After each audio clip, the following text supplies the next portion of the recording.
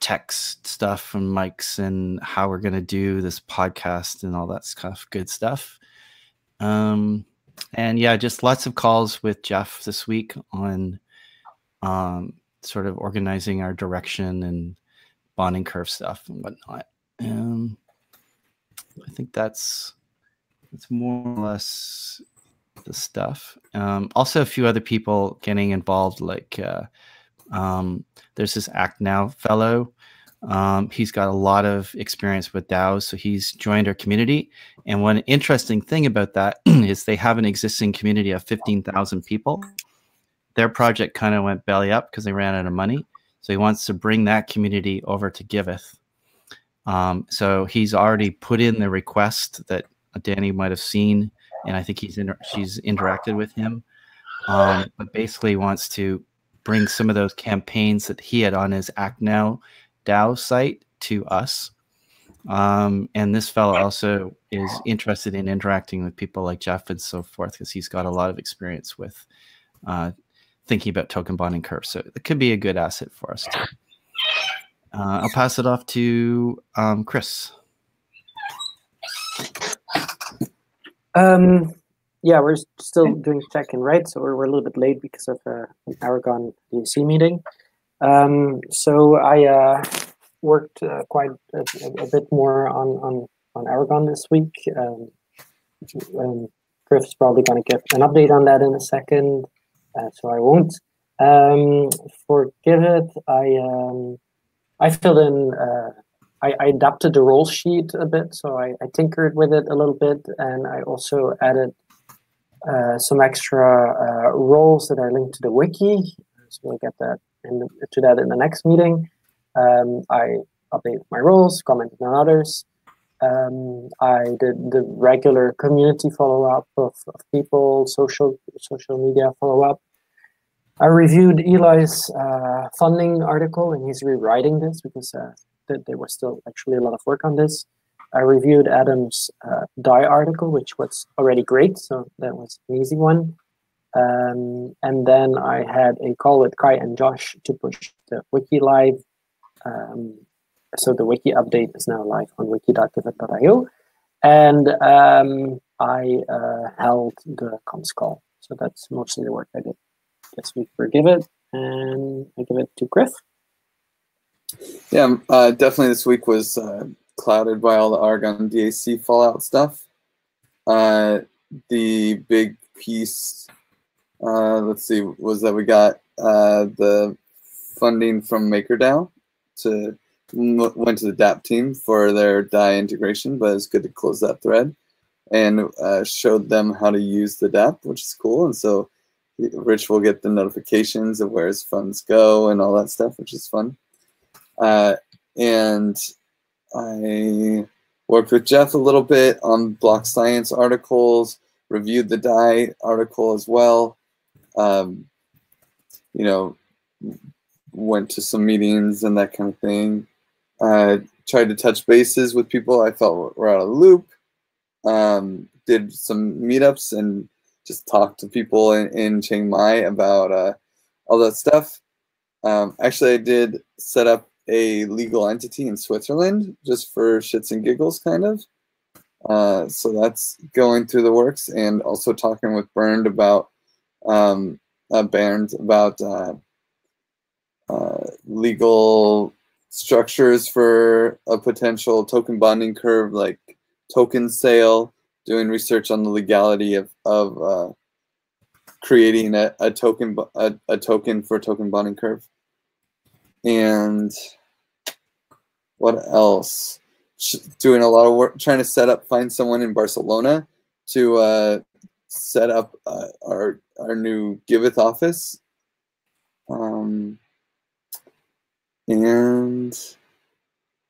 Yeah, roll sheets. I think that's probably it. We had a funding call that was really good that Michael did last week. That was really awesome, actually. And gave a meetup, and Chris helped us record a meetup in Chiang Mai. It's mostly about Aragon, but still pretty cool. We talked about Giveth for sure. Yeah, and I think that's about it. Pass it. I don't know who's gone. I think that's everybody. Yeah. No, I didn't go back. Oh, okay. So I'll just rattle off the list of things I've been working with in the different areas. So the one that gets the most of my energy and attention is the DApp onboarding and working with the new users. So let's see, we're bringing up the, how do you say this, Volkdoni? The working with Matthew from Swarm City and got a user whitelisted for that. They're getting theirs set up. I also worked with Andreas to redesign his campaign and milestone layout and get some practice over in release again so that he can get ramped up.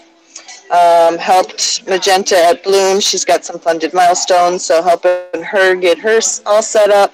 And then spent a good amount of time this week chatting with the people from Crypto Christmas who are now merging with Radicards and also collaborating with this Connecting Cultures group to bring in the artist side of it. So looking at how to set up a DAC and campaigns that support artists and charities through NFTs. So that's been really interesting to look at how to set that up with our learnings from Crypto Christmas, one of which was that having a bunch of tiny little delegations to a campaign that then all have to be moved to a milestone to hit the right charity was very labor intensive, and we'd like to figure out ways to let the user choose which charity they want their proceeds to go to and have that go straight to whatever milestone it needs. So that's been a fun little learning from that use case to play with a little bit. Also have Data Fund. They have their DAC set up and linked it to their 2 campaigns. And Ideal Money, working with Paslar there on his Ether Bank stuff to get that up. But also started putting together a form to email everybody who is whitelisted. So basically the reviewers, which was that new thing we talked about last week, and then also people who are in there as project owners and delegates, to just email everybody the email that's listed in there and find out their level of participation right now, what might be keeping them from participating, and whether they plan on it in the future, so we can clean that list up. And then besides that, there's also Reward DAO. So the campaign was transferred to me from Lynn's, which is great, but there was a wrong address in there somewhere, so I wasn't actually able to delegate funds or itself. Just got that fixed with RJ this week. So I delegated everything that we had in the Reward DAO to cover the November milestones, but there's still a couple milestones that failed, and I need to know how to get the coffers filled back up on that so I can finish. And then I'm having people who got milestones for December create their own milestones. So that's really fun. Other than that, we have roles. Got my roles spreadsheet filled out and Unicorn DAC every week. That's me. Thanks. Thank you, Danny.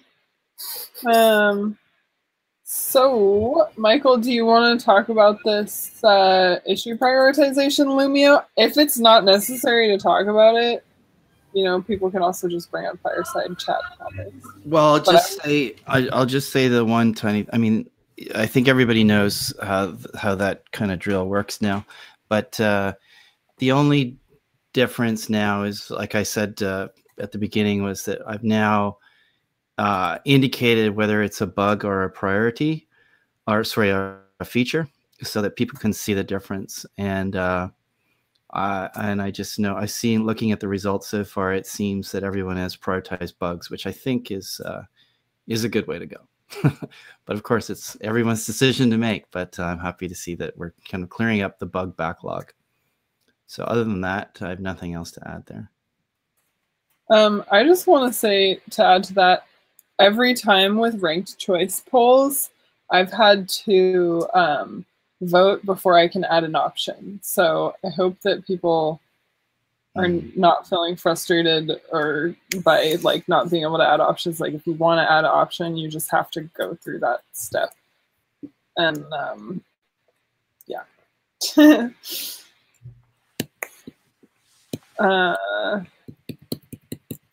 Okay, so Fireside chat. I know you were interested in talking about strategy, moves on strategy. Absolutely. Yeah. I have one in there. I was wondering if there is a governance backlog list somewhere. I realized there was one for comms, which I've been missing using ZenHub, but looking over the S3 patterns, we should probably have a list of that stuff. I don't know what Holacracy says, but can we make a list? I would support that, absolutely. Yeah, I think there's because we're not working with GitHub or did not work with GitHub for governance, which I was actually contemplating yesterday, which we probably should do the same as communications, to have threaded discussions and issues and that kind of stuff. There is some, history of the governance and of course, the processes and the nodes themselves, basically. Oh yeah, that brought up a question I had of like governance decision documentation. I know like a lot of people have been reflecting like, oh, we should be doing better on this on the wiki and stuff. But like what decisions are eligible or like need to be documented? All of them? Any or is there like some sort of line between ones that are important to put on the wiki and ones that aren't? Well, I certainly drew the line. So I imported many policies we've approved to the wiki. I think I kind of retrofactored it to what we were using, and then I wanted to document, okay, that's where we decided the advice process should be the process, because it's very important. Or that the Lumio, how the Lumio decision-making works, that if it's, all coming through on Lumio, that we don't have to discuss it. I thought, okay, that's kind of important. I put it there. And so there is lots of decisions that are not in the approved policy section, and we only have this one. I think it would be way more interesting to actually document how, I don't know, it's very hard to document how we deal with certain changes and how it affects us, but that's what I would like to grab somehow. But I think yeah, it's a different topic, I think, though. Yeah, a story I would like to see told on that is the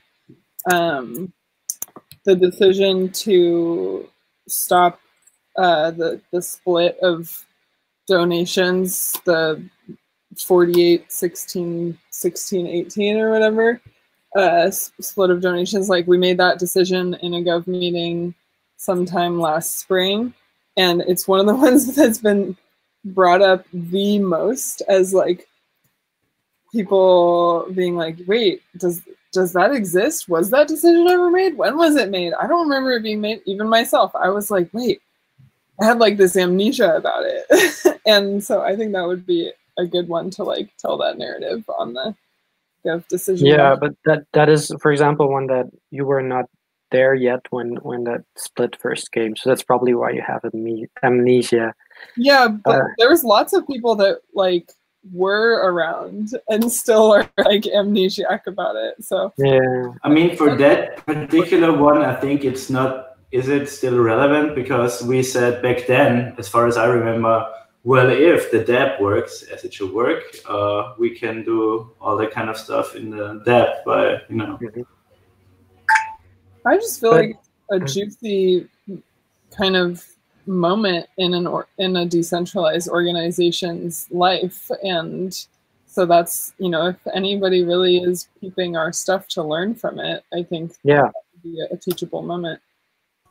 To me it's a good example indeed. I think it's like you have a distinction, at least that I see, between what we do at what like the executive decisions in like the daily life of the Giveth DAC, and as Kai said, indeed, like most of these are now documented on Lumio, so that's already a great thing.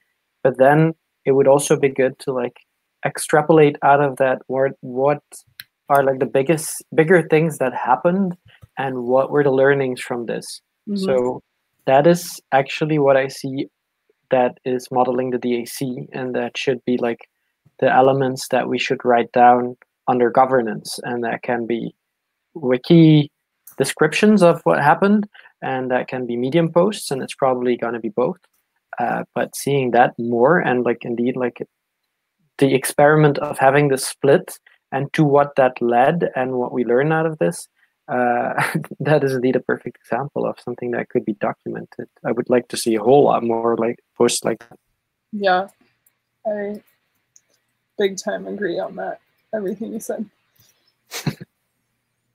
So one of the things that I read in the Ostrom book yesterday regarding the question of what policies, as Kay kind of put, what policies are policies post having made a decision, is one of the statements that she made in that was that a rule should not be considered a rule unless everyone remembers it.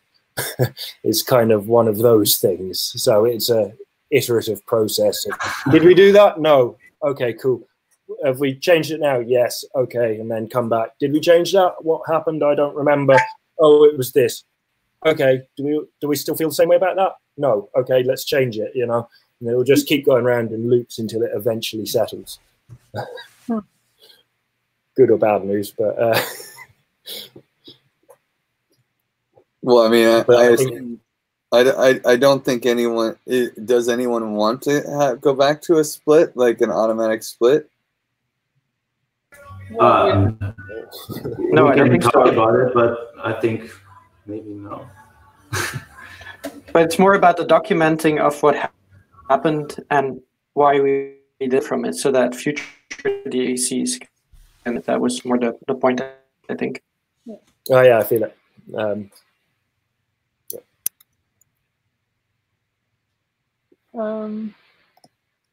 Strategy? So just wait. Sorry, go ahead. Well, I just want to, on that topic, it sounded like there was a desire for someone to do something, but no one actually said they would do anything. So, yeah, I'd quite happily make that list if everybody's like willing to consent, or we can do it another way if preferred. Well, with this particular one, I like, yeah, Josh, you, me, Danny, Michael, we weren't really there for that decision. So maybe Chris or Kai or Griff would be. Yeah. So I thought we wanted to write this handbook also, and like reading this all this stuff about triages from Josh, and like it got me thinking. We should like consider at least like 3 people, and I'm just saying like I invite everybody, but I'm sure Josh is game, and I would like to help. I think it would be wise to start a new repo on GitHub, call it the governance repo, and have like a different level of conversation there where we can follow up on stuff and like document research, that kind of thing, without putting it directly into the wiki, and then having a process of, you know, flowing out from there to the wiki, and have a more structured issue, how to say it, follow up within governance. So I mean, I definitely like the issue. What Comms has done and the DAP team has done is they're both so beautiful. I would love for governance to follow in their footsteps. I don't know if that necessarily applies to this specific thing, but I can write the description. Yeah, you mean like for the GitHub repo? Yeah. Okay, got it. I can write the description. I mean, for the wiki for this policy. Yeah, well, we have already the goals, of course, also for what the governance circle is about, and I think, yeah, it makes definitely sense to create a place where you have actions that then only later end up in the wiki. I do think like just coming back to the point, like how I wrote it in a roles sheet or like as a possible open role, having someone to pick it up, to take the lead on that and like document this, that would be good. And then I'm getting back to the point that Lorelei just said, I would, and we can discuss more about this in the future, of course, but it's good to come back to it, is that I think it's mostly important that we, when we talk about governance, that we first start by documenting the things that already happened instead of inventing or discussing things that theoretical things that might be useful in the future. That's also interesting, but we haven't documented our own governance experiments a lot. So that seems the most useful when it comes to modeling the DAC, what up till now is one of the main goals of the governance circle, I think.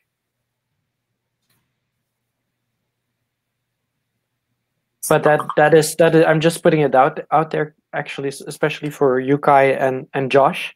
Like, I know there's a big interest from both of you to like dive into new things and discover what is out there when it comes to governance. But I think there's also, when we want to like have more projects on the DApp and just like leave something behind. Imagine that we all die in a plane crash on our way to Paris. What will the DAC leave behind? Our structure, what was our experiment? Can people read about it? They're not going to listen to all our YouTube rantings here. But if they have like a good documentation of what we actually learned out of this crazy thing that we're doing here, which is extremely dear to all of our heart, if we document that in a good way, I think that's gold. That's such valuable content. Are you saying that the Giveth wiki is our collective will? Yes, that is exactly what it is. That is exactly what it is. And I just saying, I feel kind of we miss two things for governance, like an issue tracker and somewhere to put research and notes and discuss about issues. Not like in Lumio. I don't know. Lumio is different for that, but I like how in GitHub it's all very, and it's tracked. Like you can even for milestones put You have to create the place that. Yeah, you have to take the place that makes most sense for you. And you can now, like, you can start the GitHub repo and see if it works or not. Indeed, we have one for comms, we have one for the DApp, and like see if that works. And I think, for example, when it comes to Lumio, just thinking like when you guys were talking also before, and what Lorelei was saying when it comes to the example of the split of funding. Because we have to keep on having this discussion. Indeed, what are we going to do with the next donation? Like, writing this out, these topics that are governance related, that can be a Lumio or a thread in itself that someone in the governance team can start and just say like, hey, this is one topic about which we need to write. What others? And then like Lumio can be used to prioritize, like what should we write first about? And like, yeah, who can write this? Any of us. Who should be the source for it? The people who are there at that moment and can give their input to that article or that wiki post. So that is like one of the aspects of what governance could do. The GitHub repo can be another one for when it comes to research and so on. There's lots of things that can happen and thrive there. Is there a kind of like a big picture to all this too, which is that on the one hand, we've got, these governance processes that we're doing kind of like offline, like we're doing it like this.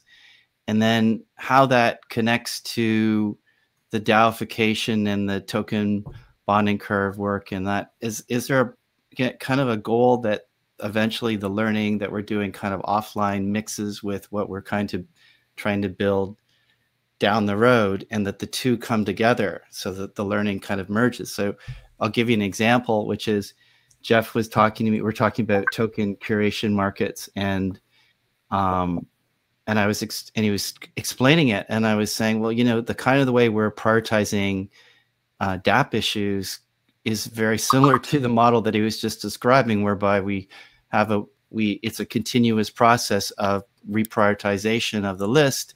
And then from that list, we curate it to kind of a top 5 that kind of get addressed every week. And the rest that don't make it go back in the pool. And it's a continuous process. And he was just, and it sounded very similar to, so he's saying, yeah, you're kind of dog fooding a kind of a token curation registry, but you're doing it in a kind of an offline way. And I'm thinking like on how we're addressing governance and learning could be kind of influencing how we think about a DAO or token bonding curve. You know, I'm just trying to say maybe there's a meeting place at some point between these two things. Yeah, but I think you described it. It's a perfect example.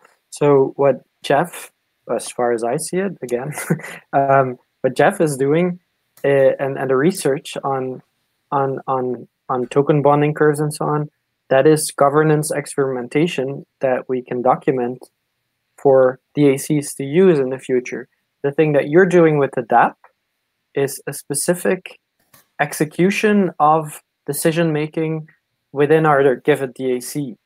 So what can already be done is there's 2 tracks there that I see for governance. One is documenting the way that we are now taking decisions for prioritization of DApp issues. That's already an interesting one to just write down, and that is hey, this is how we take decisions about like how we're building our own product, and other DACs will also need to like know, hey, how should we make decisions? And then the thing that Jeff is doing is like looking at the future. That's the experimentation. So these things both belong to governance and should be documented as much as possible, but they come together within Giveth, because we have the governance circle documenting it, and we have the DApp team and the other circles like executing for Giveth itself, if that makes sense. I think they're 2 halves of a whole.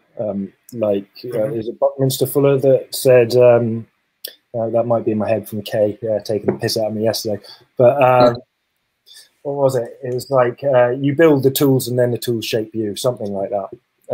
So you've got to start off by doing an organic DAC, so to speak, and then building the tools out of that process rather than building the other way around. But given that we're doing both, we've got first and second orders to continuously tie together. Yep. There's like 2 tracks that are going. It's like you guys, like people like, I would say, I like labels, but like to me, like people like you, Josh, and Kai and Griff, you're like constantly like, and Jeff as well, of course, like you're looking into all these possibilities and what's possible, and then you have another sort of profile that is just like using it in the practical life, and like these 2 tracks like get together within the crazy world that is Giveth, and it's beautiful. 100%. Feel it, bro.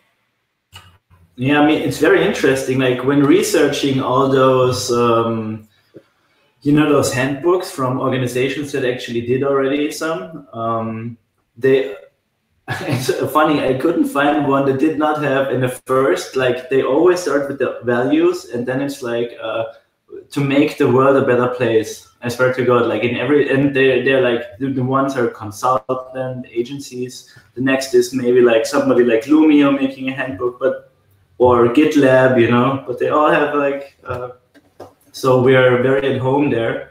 And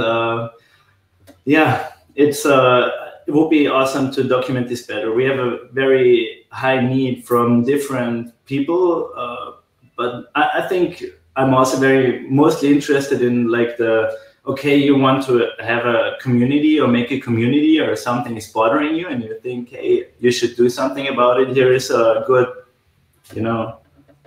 blueprint and set of tools how to, start from the bottom up and find people to help you with the possibilities of the Web3 and 2 and so on. But that's not the only thing. As what Michael said before was also very interesting, and we could use stuff like that in, for most of our things. Even on GitHub, I mean, you can very easily make an integration into GitHub that can handle that kind of stuff. I can't do it myself, like personally right now. I'm gonna try to look into stuff like that with Frederick, who maintains our point spot, and which other one? Yeah, the YouTube backup. And that was a very cool thing. And so, for example, with Lorelei, she said, I asked her about Google Forms for the roles process, you know, to have like questions instead of going there. And but she said, yeah, it's not that easy, you know, and like kind of freely. And so we found this other thing. I think it's called Type. What's it? It's a Typeform clone. It's type free, I think.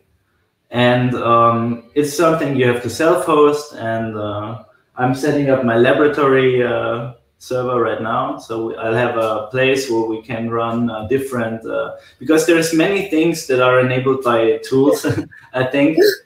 I had this list, like I found it on Hacker Noon. It was like 10 things that are incredibly awesome, but you know, if you subscribe on the internet, you pay a lot. You may not even need those services on a daily basis, but something like the YouTube backup is a very good example. You don't need a high availability server for backing up our YouTube to a hard drive. You just need to run the script once in a while, and that's enough.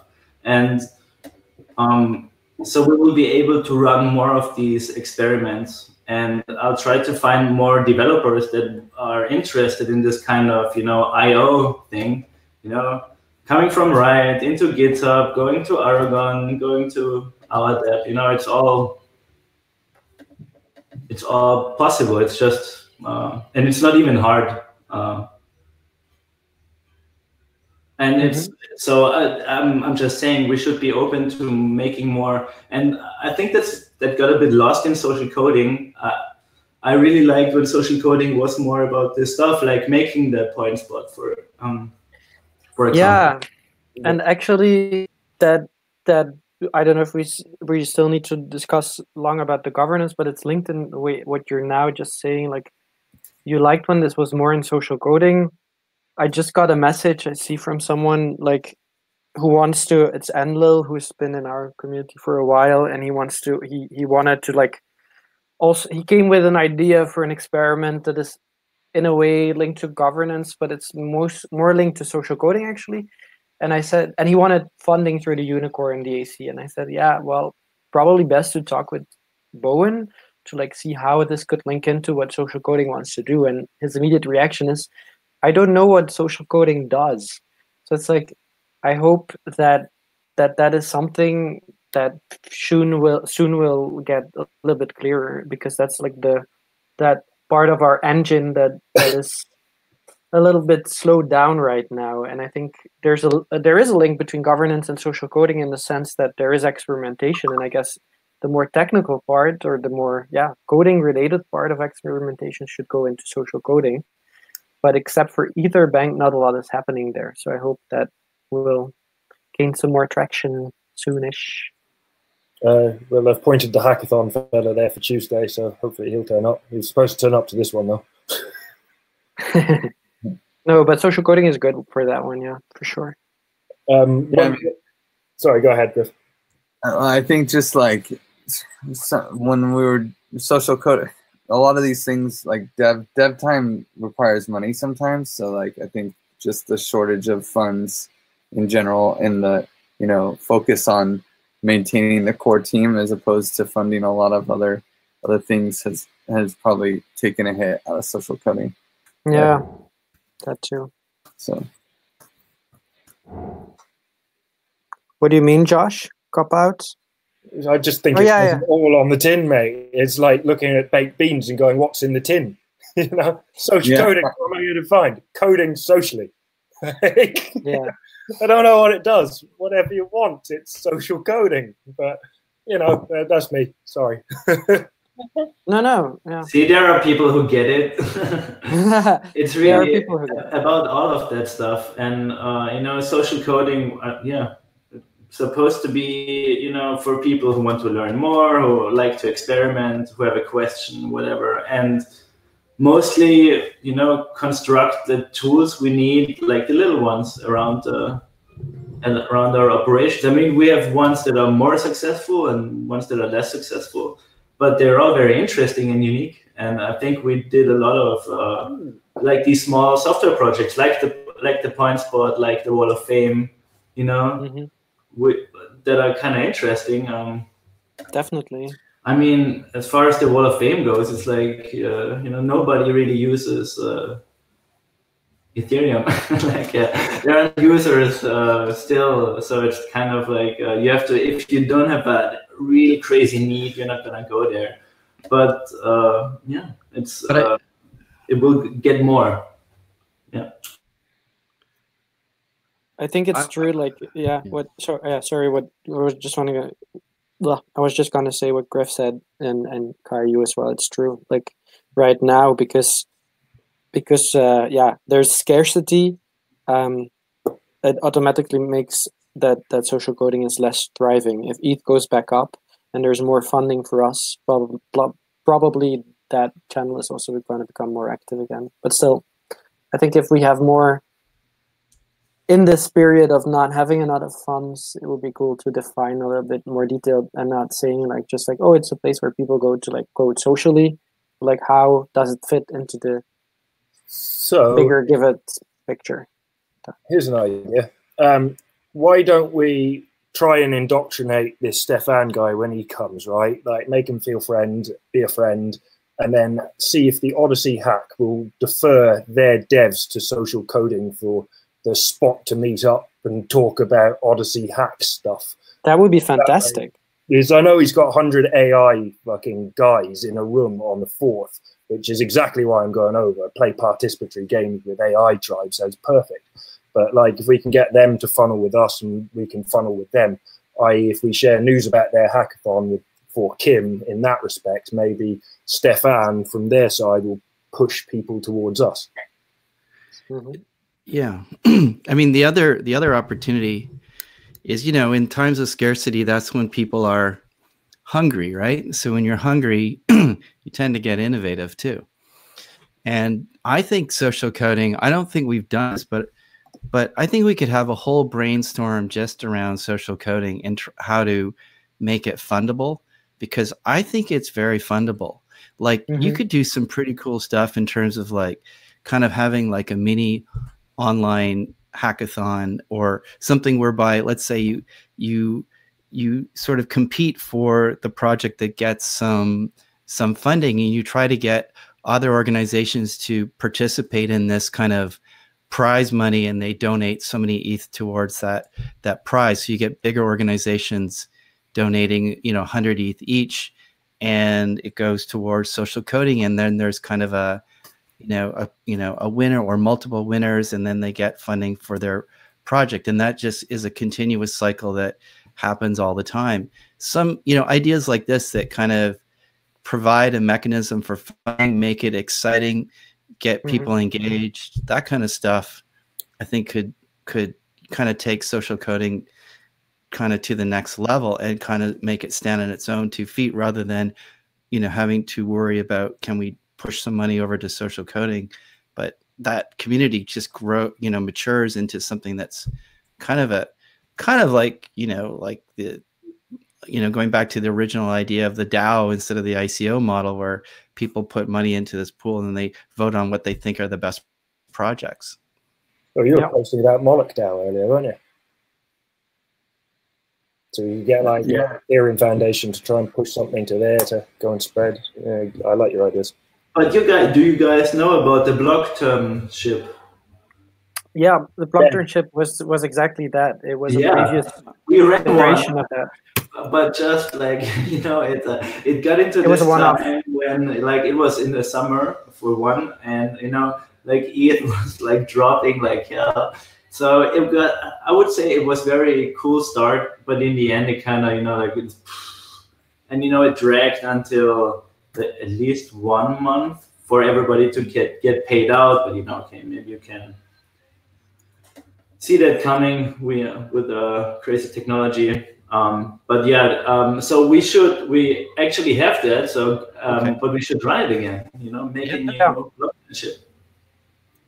And the other opportunity is also maybe Colony, who are very interested in social coding, who visited us like 2 or 3 times, and they have a bug bounty running, and they would be ready to say let us use Colony as one of the early communities. Yeah, they really liked us. So that's a good example. But there are many of these projects that need testers and people who play with their code. But Colony has this great meta colony aspect, you know, that where it's actually about funding of development, and it's so that you always get something back from developing for Colony. It's a very interesting thing. I would love to have somebody around who's dabbling with Colony, but nobody was up. I mean, I asked and they asked, but nobody wanted to come. Sorry, what? Nobody wanted to talk with Colony? No, nobody wanted to get into the grid and really do some auditing or bug hunting in Colony. And oh, I'll crash that to hell with you if you like, mate. I've already done it once.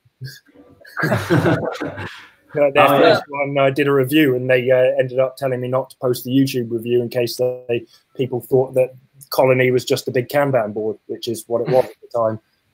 Oh, yeah. I mean, you could talk to Bowen. I mean, there was this idea of like running social coding with Colony, and because I think social coding would work really well under the Colony model.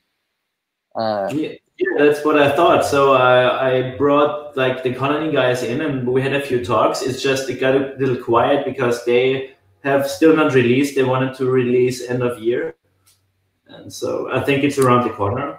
And they actually wrote me also like Happy New Year, and so they're always interested in talking to us. But yeah, maybe we could push Bowen more to talk to them or get somebody who. I think it was a bit of like the changes that happened in social coding around the time that Colony came in. There's a fellow called Liam. Sorry, go ahead. Are you guys ready to transition towards roles soon? Yes. Of course. Are there any loose threads here with this fireside that we want to assign action steps to, or? Yeah, I'm gonna make a GitHub repo for governance and prod Bowen about Colony and run Blocktonship again. Yeah, baby. Okay. And I was gonna say I'm gonna send this I'm gonna send the live stream to Bowen that he definitely watches this. Then he has everything. He said he. I'm trying to research where we made that decision. So it's still which one? Oh yeah. So I'm going to make the suggestion kind of on Chris's behalf, and because I can't do it for anyone apart from themselves, but one of the things that sounded like it was a want was to document our stories. Which I think is a wise idea, but I can't write, for instance, Kay's story or Loe's story or Chris's story. I can write mine with Pillar and then mine with Giveth, which is something I'm happy to take on and do, but it's ultimately no good unless other people kind of want to do similar stuff and see where it goes. My ears were burning. Bowen! I was You're listening to you. Too late, Bowen. Good morning. No, you're just in time for Roles meeting. Yeah, and I gotta do my thing and get back to bed because I'm fucking dying over here. Oh yeah, you're still sick. Yeah.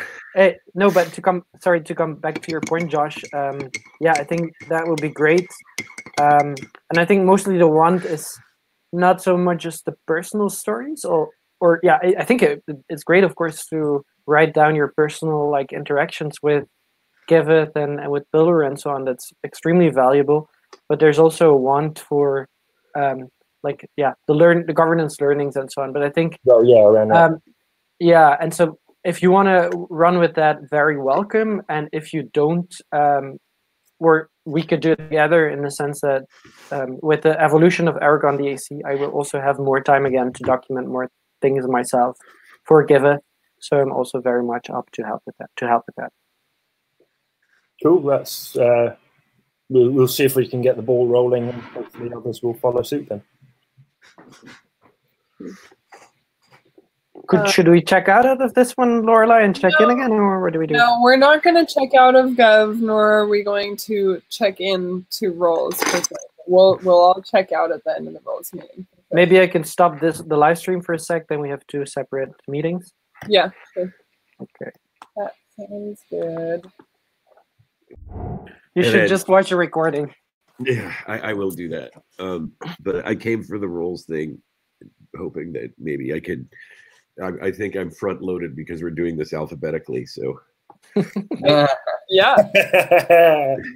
That's a good design there, and I would love to hear your update on some things regarding Parker and James. But yeah, so we won't check into this meeting. However, we're not going to dive into the spreadsheet right away.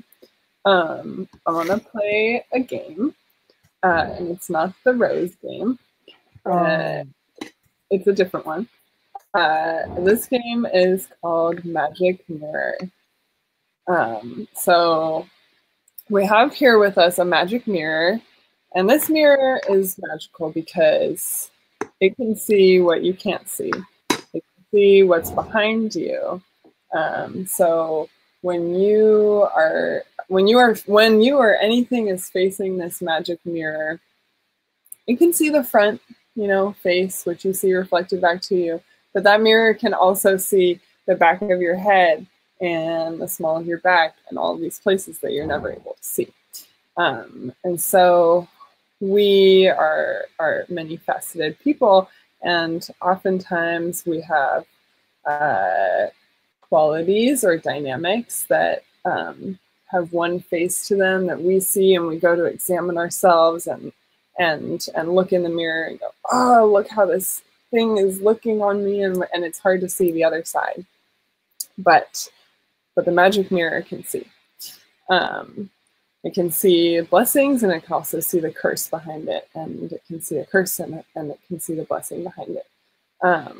So each one of us will get a turn to come up to the magic mirror and say like one thing regarding like Giveth, work and our roles that we're filling, one thing that we're insecure about or feel some wavering, some instability or questioning ourselves.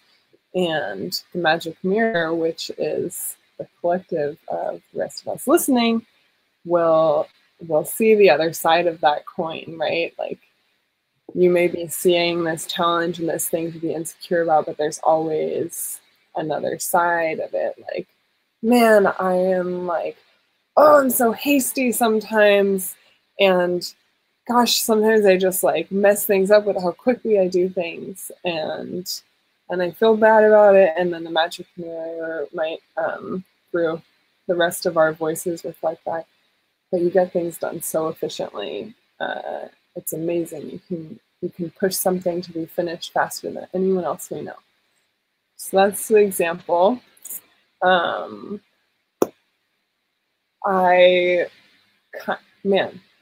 wish I could go first on both ends to model this for you guys, because I know it's a little bit of a new activity. But does anyone feel like they want to start facing the mirror so that way I can make sure we model really well the reflecting part? Sorry, what was the first part of that question? Okay. If someone wants to start, and I can do it. Oh yeah, and also, the magic mirror takes time. So before there's a response, the person shows their self to the magic mirror, and then there's 10 seconds before the mirror says anything.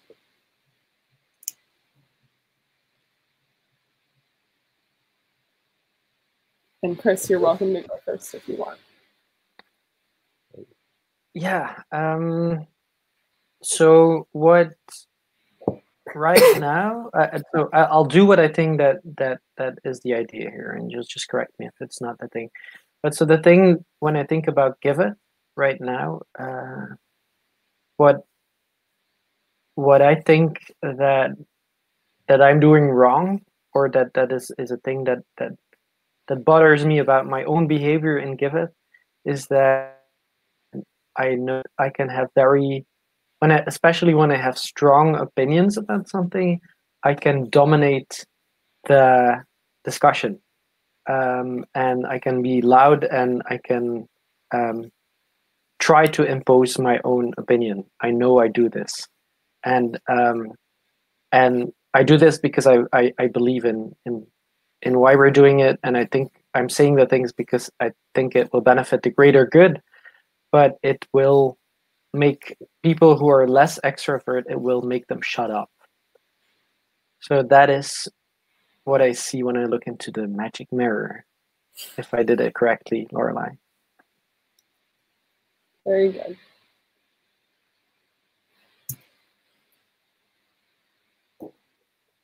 And in 5 seconds, any of us will be able to be the voice of the magic mirror and reflect the bright side of this that Chris may need a reminder of.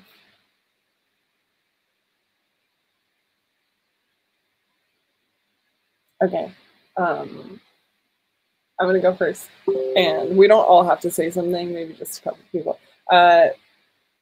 Your passion for this means that you respond to everything like right away, even when other people are like put off by something, they don't know how to respond, and they like just kind of like leave it to get swept under the rug. There's always this like value-driven response from you, and I think it's really valuable to have things be presenced right away. And your absolute fire for this means that happens even when other people would just sit on it.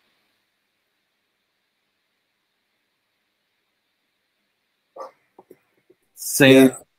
So, sorry, you can go first. Oh, bless. I was gonna say I've seen a few opinions come out of Chris, but like it's usually only kind of when it pushed towards them. I've found, and I quite like strong opinions anyway, because I'm not usually shut down by them. So I quite like having the strong opinions from Chris, because actually it shows me what's happening around the DAC in a kind of general form of understanding better than I have because of his time here. So I quite appreciate that, but I do acknowledge that it might shut people down at times. Do you want to go, Griff? Yeah, I think knowing where you stand at any time is really easy, and it's very productive and makes things fast. So it's okay. Yay! What a beautiful, well-rounded, full sides you have. Okay, who wants to go next? And thank you for the feedback, actually. That's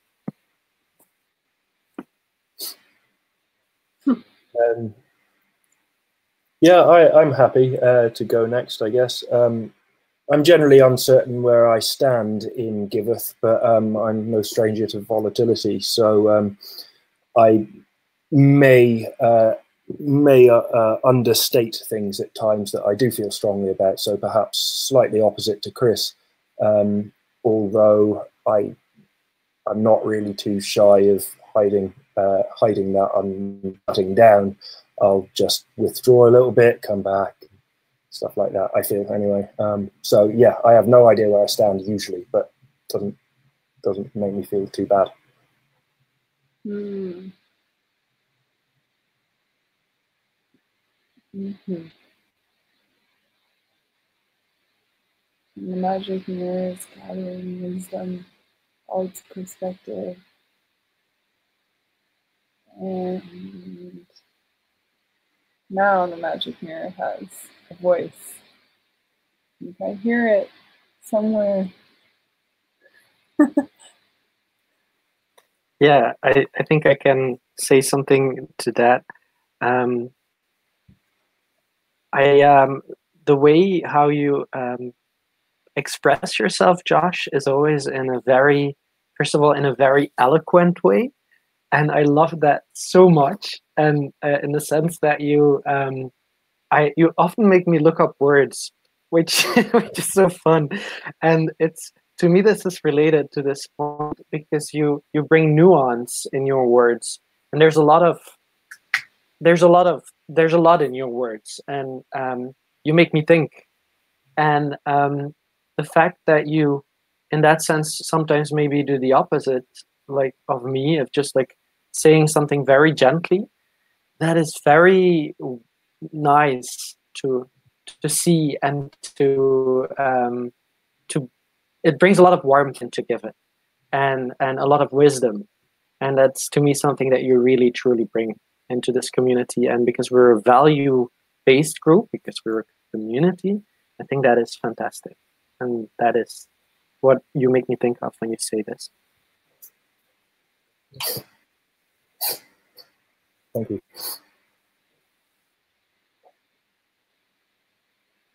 It also allows you to like build trusting relationships with like so many people in so many different corners of this organization, because you're putting yourself everywhere and in a gentle way. So you build this alliance towards everyone, and it's incredibly valuable to like just even have one new person who's building trust with everybody. It like knits the whole group together in a way. Yeah, I would also say, Josh, I think your approachability is really an asset here, and in your willingness to support everybody really kind of comes through. And I actually, to me, it's like you're. And I think when you said at the beginning, like, where's my place or how do I fit? I mean, to me, you are right in the center of this circle or this community. I can't imagine you not being part of Giveth. Like, it just seems like you've been here longer than you have been, because you contribute so much in terms of the dialogue and the conversations. So I think that's really fantastic. Yay. Does anyone else want to come face up to the magic mirror here? Yeah, I'll go ahead. I feel like when I'm looking in the mirror, I see kind of the opposite of what Chris was sharing, where he goes quickly, which I super appreciate.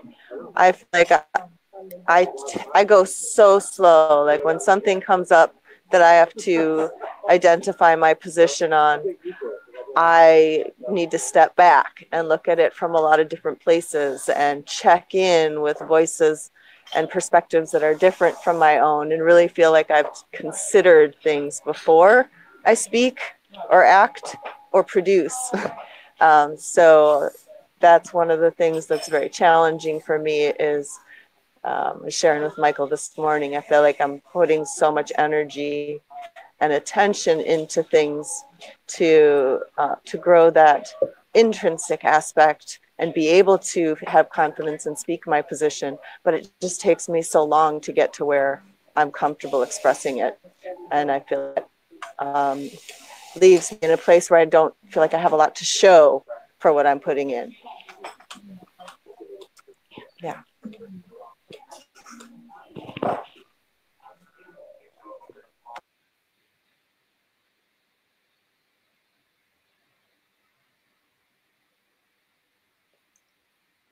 Well, I will say as the mirror that that like time and space that's given allows for things to change. And so often when people put things out to the space that are like inflammatory in some sort of values way, they change quickly. And sometimes, yeah, like the ability to just wait, like gives that space to to allow things to shift when sometimes that's the best thing for them. Yeah. I really appreciate how Danny stands back on this kind of stuff, and I really appreciate how she considers her words. You have to get you can either consider it or be kind of get it wrong and learn from the experience of getting it wrong. So it's great that you're considering it. I like that approach. And I was just gonna say, like, I already sent you some private things on how much I appreciate you, and it is related to that, so I'm not gonna repeat those things. But I think something specifically that the mirror here can return as well. If you, like me, spontaneously react with all the passion to something, you also lose a lot of energy. And as Griff just said in a previous meeting, it reminded me again, like we, you know, our time here is limited.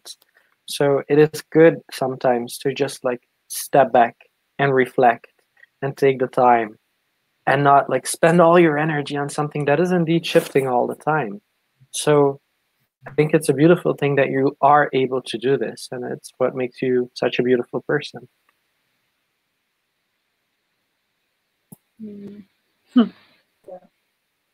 Thank you, Mirror.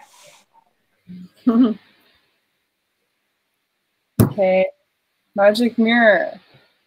I often still feel like I am proving my worth in this community, and especially in the roles that I fulfill of like conflict resolution and holding space for like a healthy team roles and all that. And I feel like there's this need to be always neutral. And like not say inflammatory things myself or react out of the passion and bias that I have and like strong feelings. And so I feel like I'm fucking up sometimes when I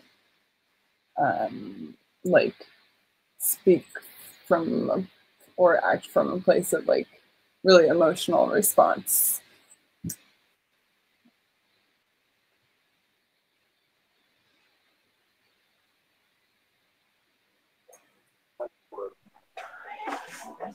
Well, I'll be a mirror for that one first and let you know that that's part of the reason why it's really important that we have these roles and these hats. And I see you putting on one hat and being in that place and then being able to put on a different hat. But there's your own unhatted self too. And I feel like you do know that you have resources and spaces that you can go to express yourself. And I encourage you to make sure that you're allowing yourself to be fully expressed as well and not holding back because what you think in your perspective is really, really important. And yeah, that's a good thing for me as a mirror as well. So I appreciate sharing it to you, that it's really important to express yourself. And I see you doing that in some ways, but I want to encourage you as a mirror to do that more. You don't have to stay neutral. Your position and thoughts and perspectives are valuable and important. To reflect that, yeah. Danny's mentioned that perhaps you don't get space to express yourself enough, and you probably should. One of the things that actually reminded me of, and I was actually slightly worried for Chris previously because I've seen how hard he works, and I'm sure you're doing the same in the background. It's just less visibility. But one of the things I came across last night was the incentives of appropriators who act independently, however, will lead them to overinvest in any input factor that is not constrained under current rules, which means that if left to your own devices, you'll overwork. So it's why I'm heavy on pairing as well. But I see you guys absolutely killing yourselves based potentially on how you feel perception is happening, which is not necessarily the reality. You need to take in a lot more data points to get that right. So I would feel considerably less pressured if in your shoes, or I would want you to feel less pressured in your shoes.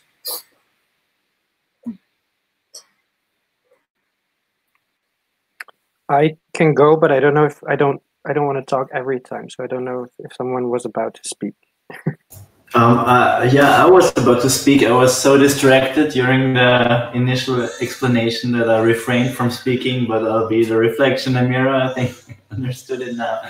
So for the conflict resolution is a very interesting thing that you chose yourself to like put you into the role of conflict resolution, where maybe this is this community tries to solve conflicts in such an open way, and or maybe not always open, but we go around and we so that might be why this is not why it's not, we're not calling upon that role.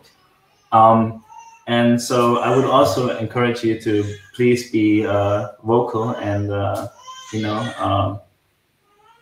yeah, there's always a professional self where you can detach yourself from the situation, and I think most of us can go into that mode if we want to, and of course you too. But you don't have to be in that mode if you like. Somebody maybe should always be in that mode to check, but it doesn't have to be you. Thanks. It's nice to hear. It's open for other people that want to face the mirror. And if you don't feel called to it, that's okay too. And well, I can jump in. Mirror, mirror on the wall. I feel like I have a poor turnaround and focus on Giveth, especially as of late. And I feel like a lot of times I am slow to react, and with whether it's milestones or also riot messages, it takes too much time, and more time than it should. And I feel like I'm really failing on turnaround time in general.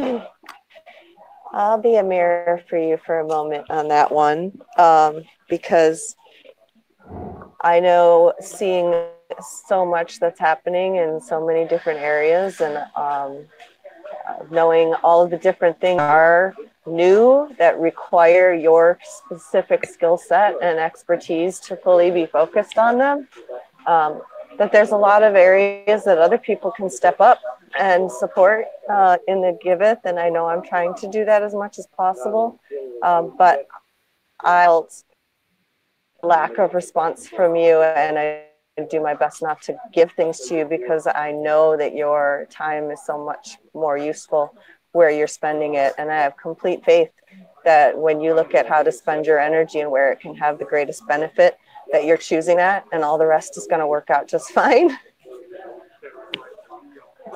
Yeah, I have there something, a strong opinion as well, actually, or a strong mirror reflection to send to you.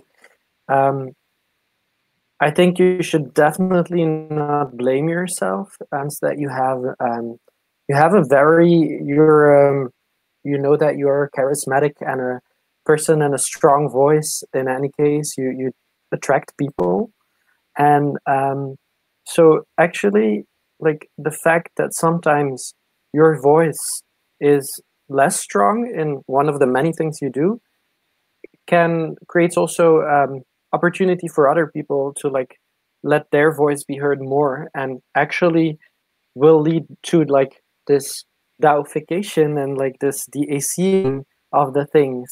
So that's actually a very good thing, and it's what you want. You're achieved by actually dividing your attention.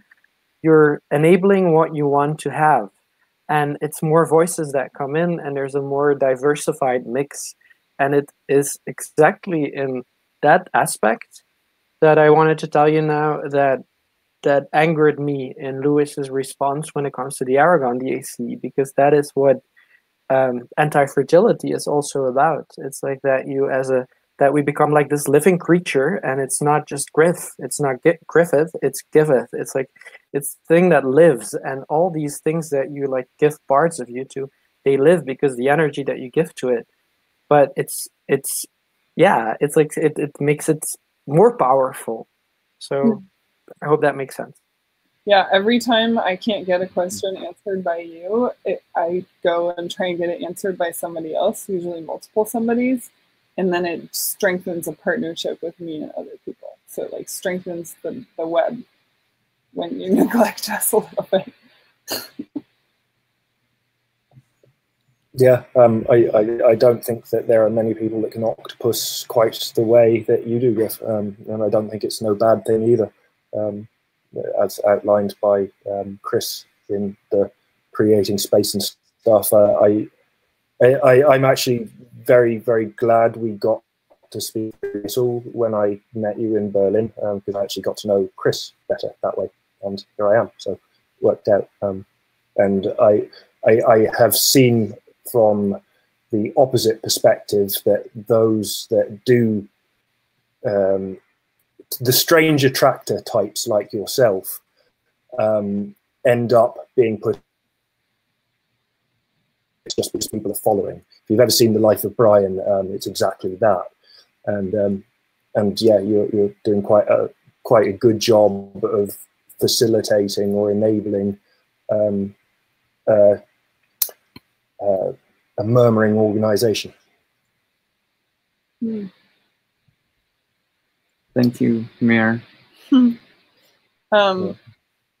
Okay, checking in on time. It's 1:30, and there's 3 people who haven't faced the mirror, but they don't have to if they don't want to. But I personally I think this meeting will be great no matter how we do it, whether we dive into the spreadsheet now or if we spend more time on the mirror. But yeah, I guess I'll just give a moment now in case,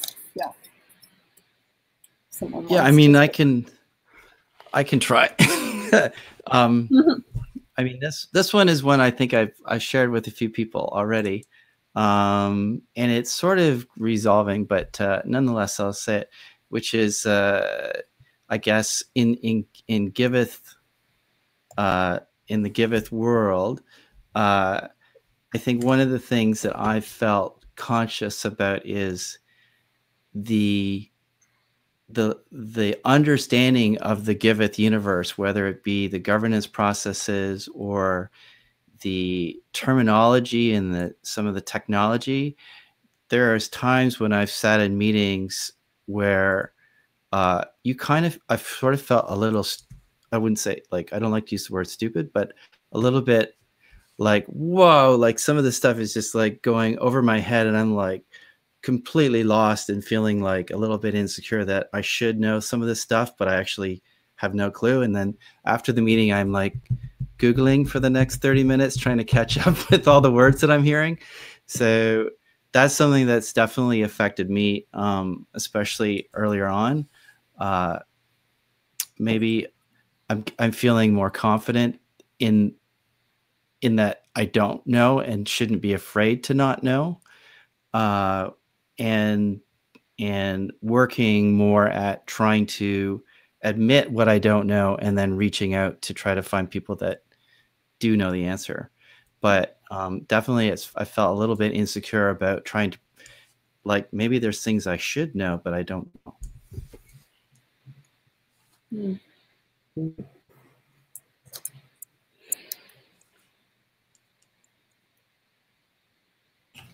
Well, there are always things we should know, we don't know. It's part of this community to help each other when we see, I should explain this again. You know, even if you think you know about something, if you talk about it, sometimes you find out you don't know about it at all. So please always ask questions like, yeah, and it's never stupid, of course. But of course, you know, it's just it's interesting that you say it like that. I think many people do like this. Okay, wow, yeah, and kind of, yeah. It's hard to take part in a conversation, and it's something we should be mindful of. I think it's not voiced enough that sometimes we should, even we ourselves, we know how, or we can approximate how crazy the things are we want to talk about. So should be mindful. And thank you actually for reminding us. But yeah.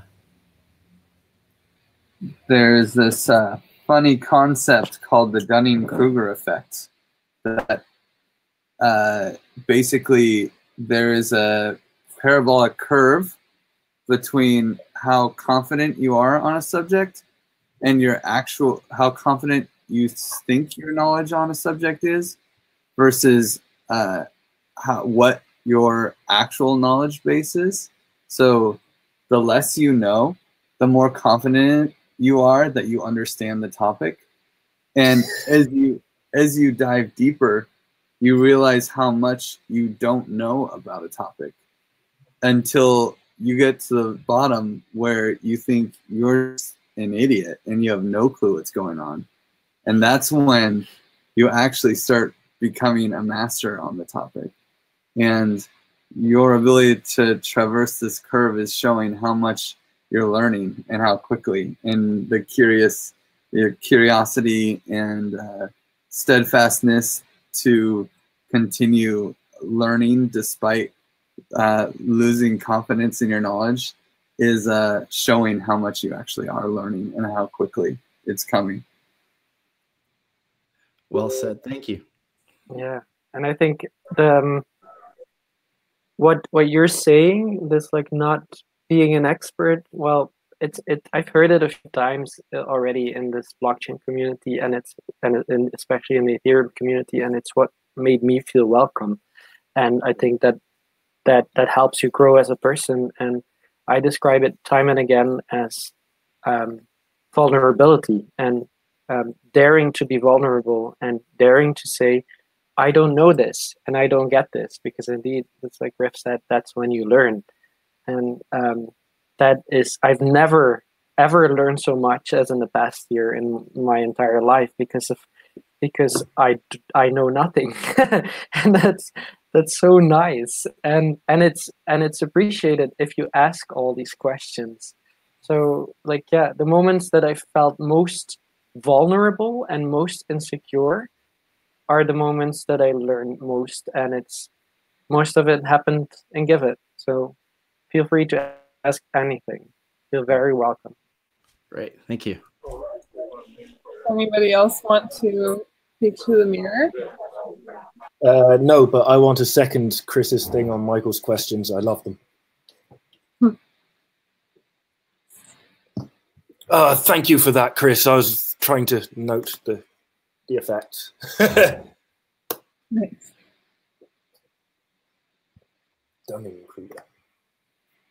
Please don't hold back on mirror text. Chris, I don't understand your He's just saying if anyone wants to speak up. But. Yeah.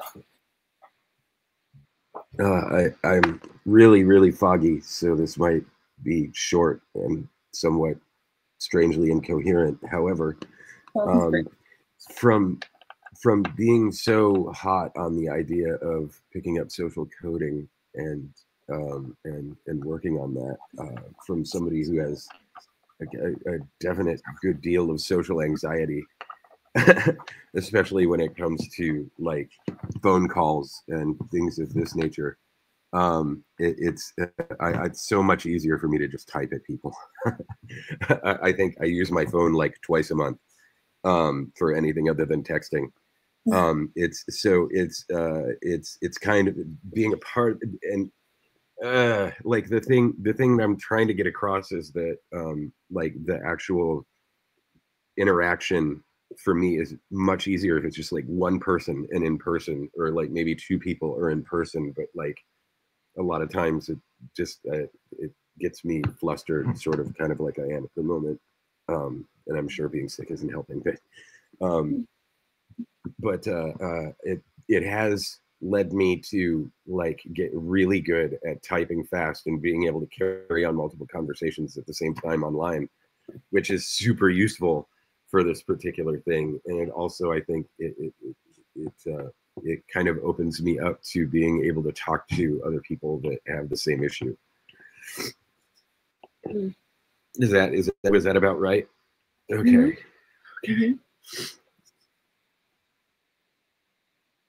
Mm-hmm.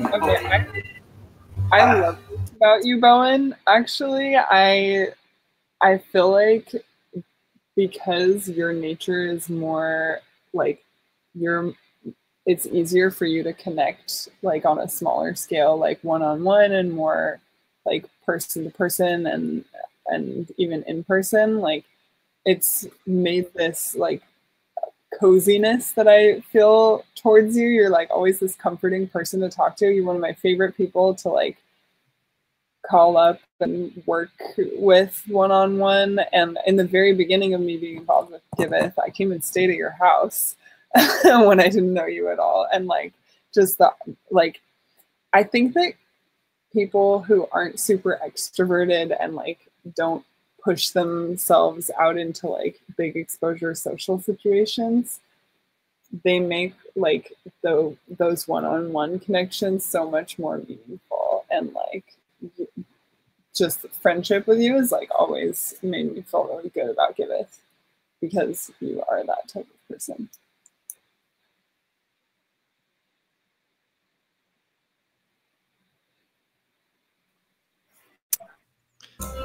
Yeah. Kai, you wanted to talk? Michael wanted to talk.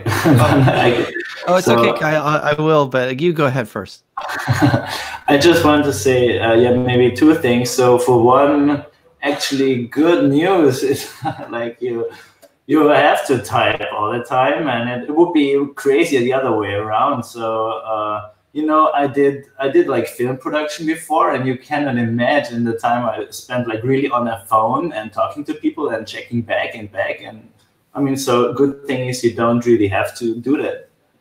Actually, even within like even outward facing from social coding, you can do a lot with text. And the second thing though is that you have this beautiful radio voice. So it's interesting that you say you don't want to, you know, like call people on the phone, because I would always like to get a call from you, man. Yeah. Like every time you check in, it's like, yeah, some like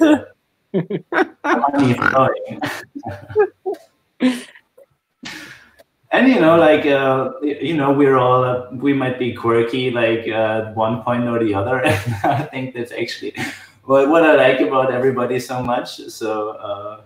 You know, and I feel like the same way too. Like I have to, so like I don't want to call anybody and be like, and I hate doing business on the phone, you know. And I like to meet up, you know. But with this thing, we are so far apart most of the time.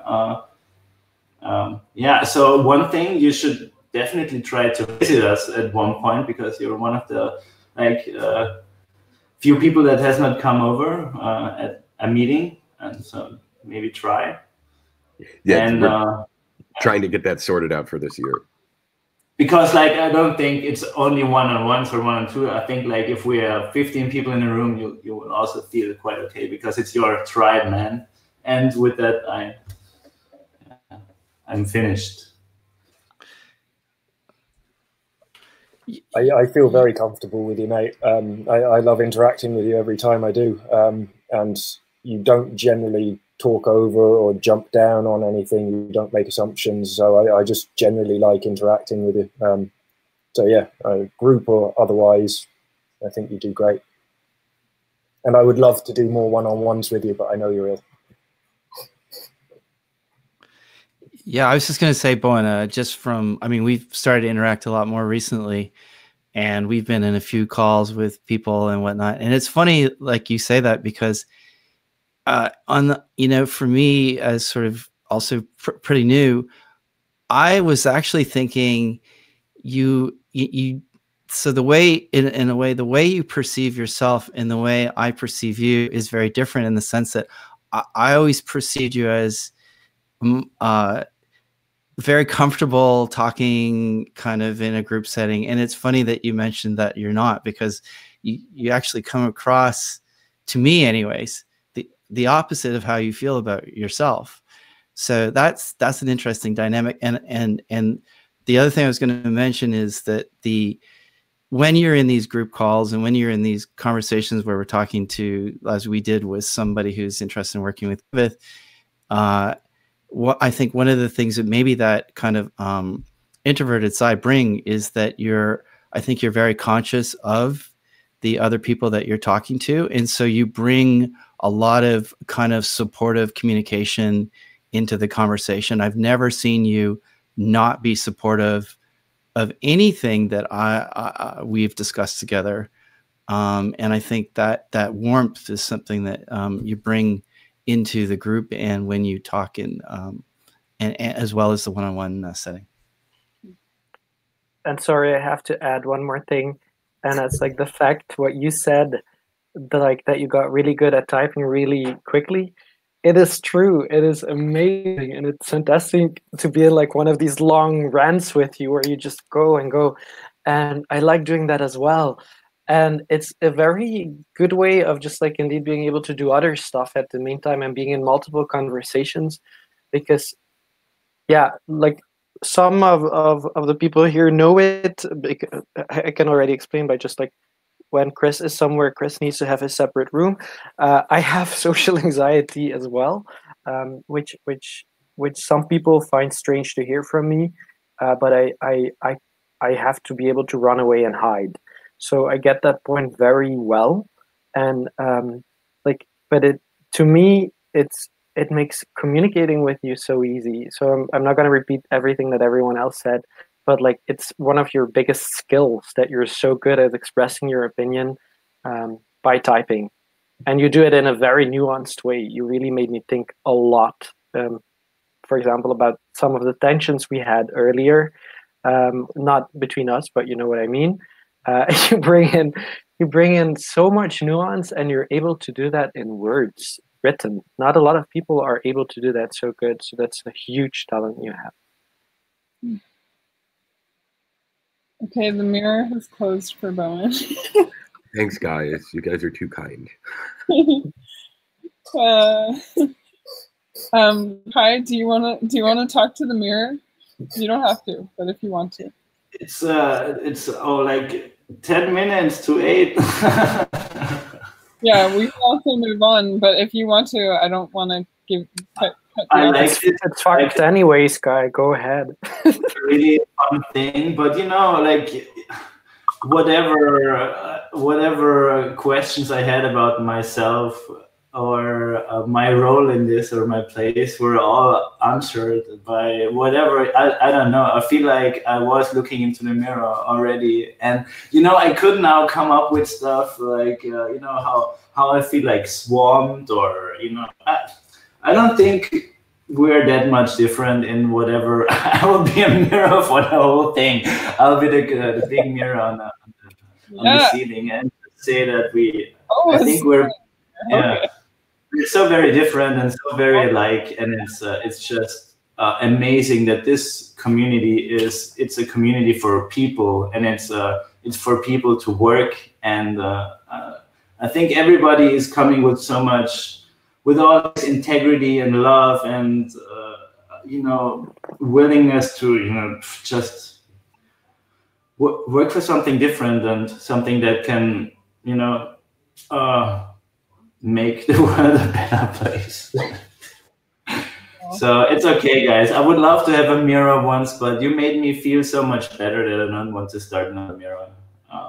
Just okay. That's sweet. It's beautiful. Well, thank you guys for being a part of that game that that we spent a long time on, but I felt like it was valuable. It was really nice to hear all of that.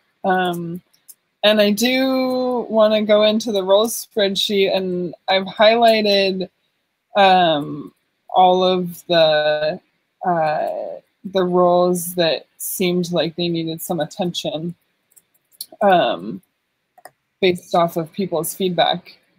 And can I just say, You guys did an awesome job this month of like getting everything updated for your own personal roles and giving full feedback.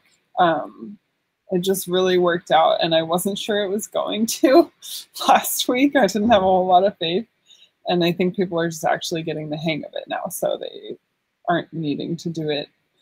You know, they just get it done, and that's amazing. So, okay.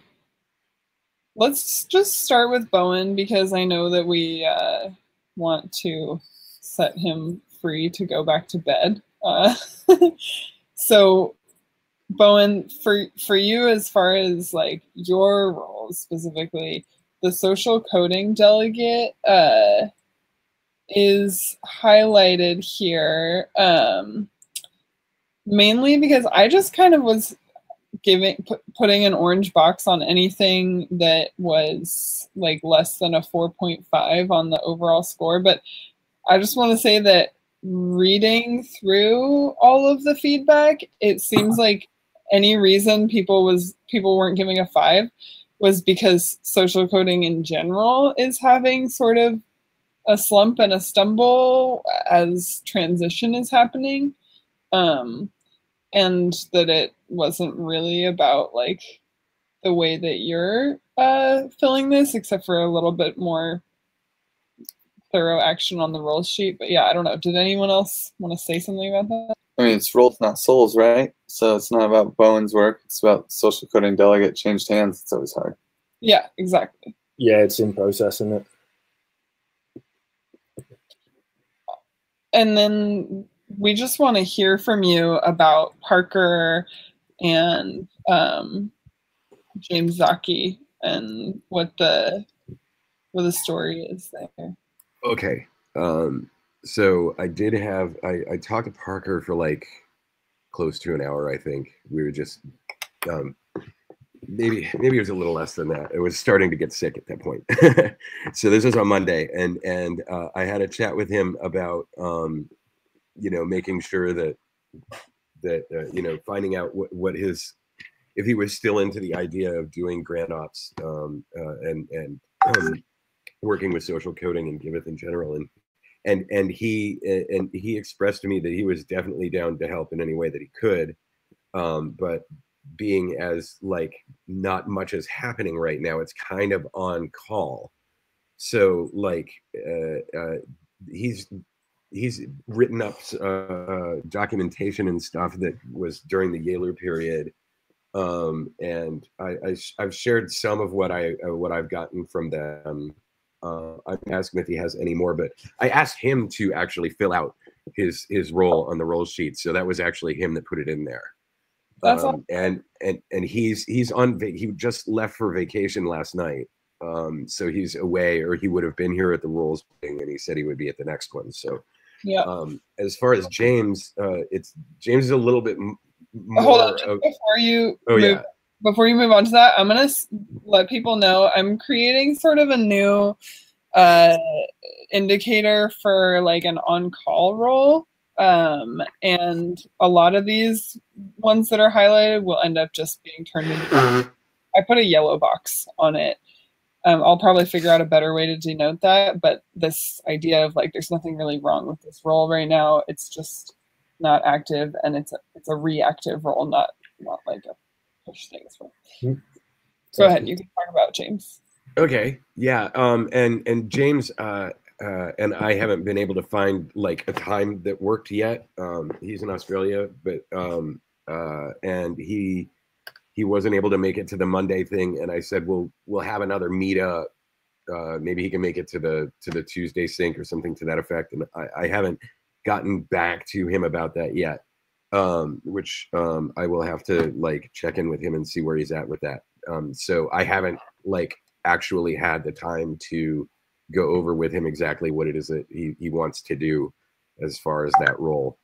So that's why I didn't fill it out.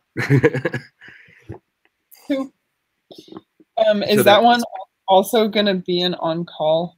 I have a feeling that it's going to be like sporadic events and contributing like maybe to the wiki. Okay. I think that's where all of that's going to be. So it is also like it's a sporadic role rather than an on call, but I guess they can probably both be yellow. I'm gonna leave that one orange until we hear back from him, or until you hear back from him. Sure, no problem on that. And did it come up at all when you were talking to Parker, like the white paper thing? Because lots of people seem to have questions about the status of the white paper, like further down in Parker's other roles here. No, but I tell you what, I will ask him when he gets back on, when is it? Wednesday. But I do know like what happened there. It's Parker is, I can really say even that he was disappointed in us and in the sense that he couldn't finish the white paper because it was initially focusing very much on, I would say, the direction that that Giveth one wants to go, and then the entire discussion happened, what direction we want to go, and he was like, but why didn't anyone tell me this when I wrote the white paper? So he's like, he's lost. He doesn't know what the white paper, what we're solving with Giveth.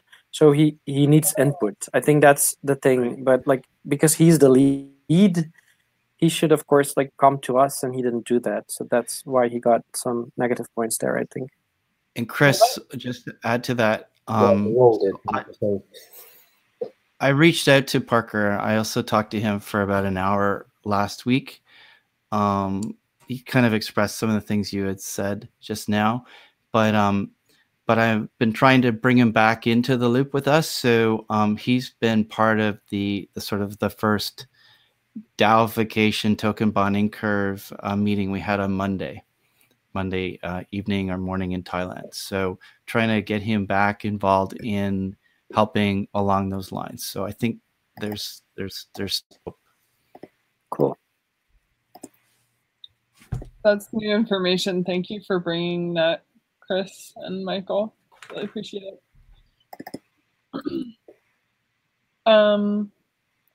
Okay, I'm gonna kind of skip back to looking at the top down here. Now, Bowen, go to sleep. You see, Bowen, it was a short meeting because you're in the beginning of the alphabet. Thanks, guys. I'm gonna go take a nap.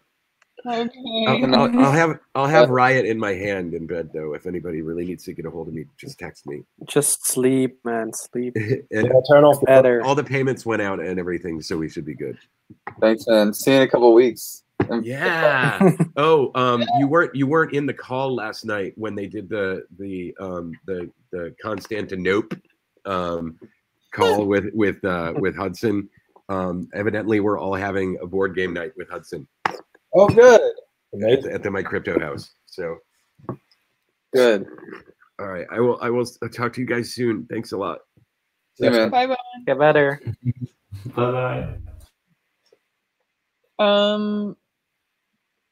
Contributor coordination got some interesting feedback. Trying to look at why this was orange.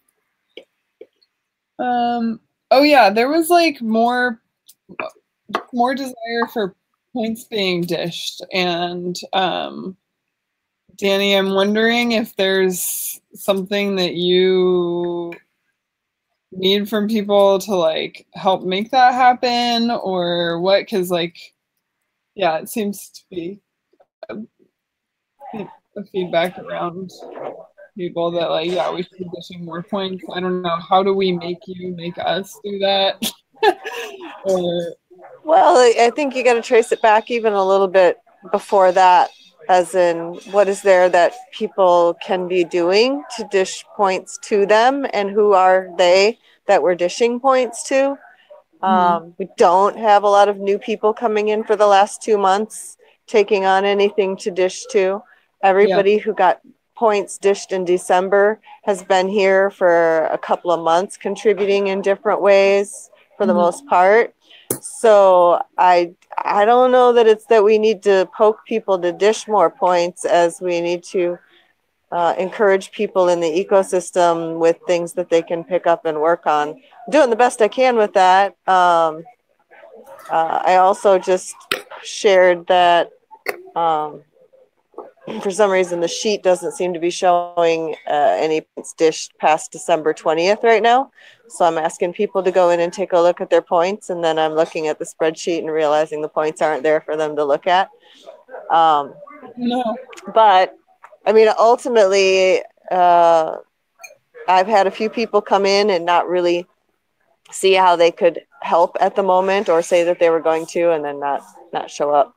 So I think really it's finding things that people can do and who's going to do them. Because I scroll through these rooms and look for who's commenting on things, who's posting articles, who's sharing information, and we can dish points for who's showing up and with what. But I feel like it would be a good focus upstream from that on who do we want to be encouraging, and let's get some work into their hands to dish on in the first place. That's a great answer. Do you also need some technical support on like why those points are disappearing from the sheet? I just posted the question in the reward DAO Riot room.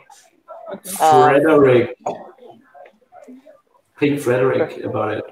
Frederick. And Yeah. he's somebody we can add these points to. And well, that's really that's funny because I'm actually working with Frederick on getting his points through and helping him create his milestone right now. So that's an easy one. That's perfect. That's an easy one, yeah. He's the master. He's quasi the maintainer now of the point spot. And I just wanted to ask, should we, because I think officially we have some documentation about how reward DAO works, if we should rework how that works. Yeah. Because the parameters are kind of crazy with the budget, you know, and I really like this incentive. You said last time that we locked down the points to fixed numbers and try to, because it was an experiment after all, we can't change the rules. Yeah, I just went through, there's some comments in one of the other rooms called PointsBot where we talked about how might we change the PointsBot and implement some automatic milestone creation. And so I'm just kind of digging those things out right now and taking a look at whether I can hand those off to somebody to work on.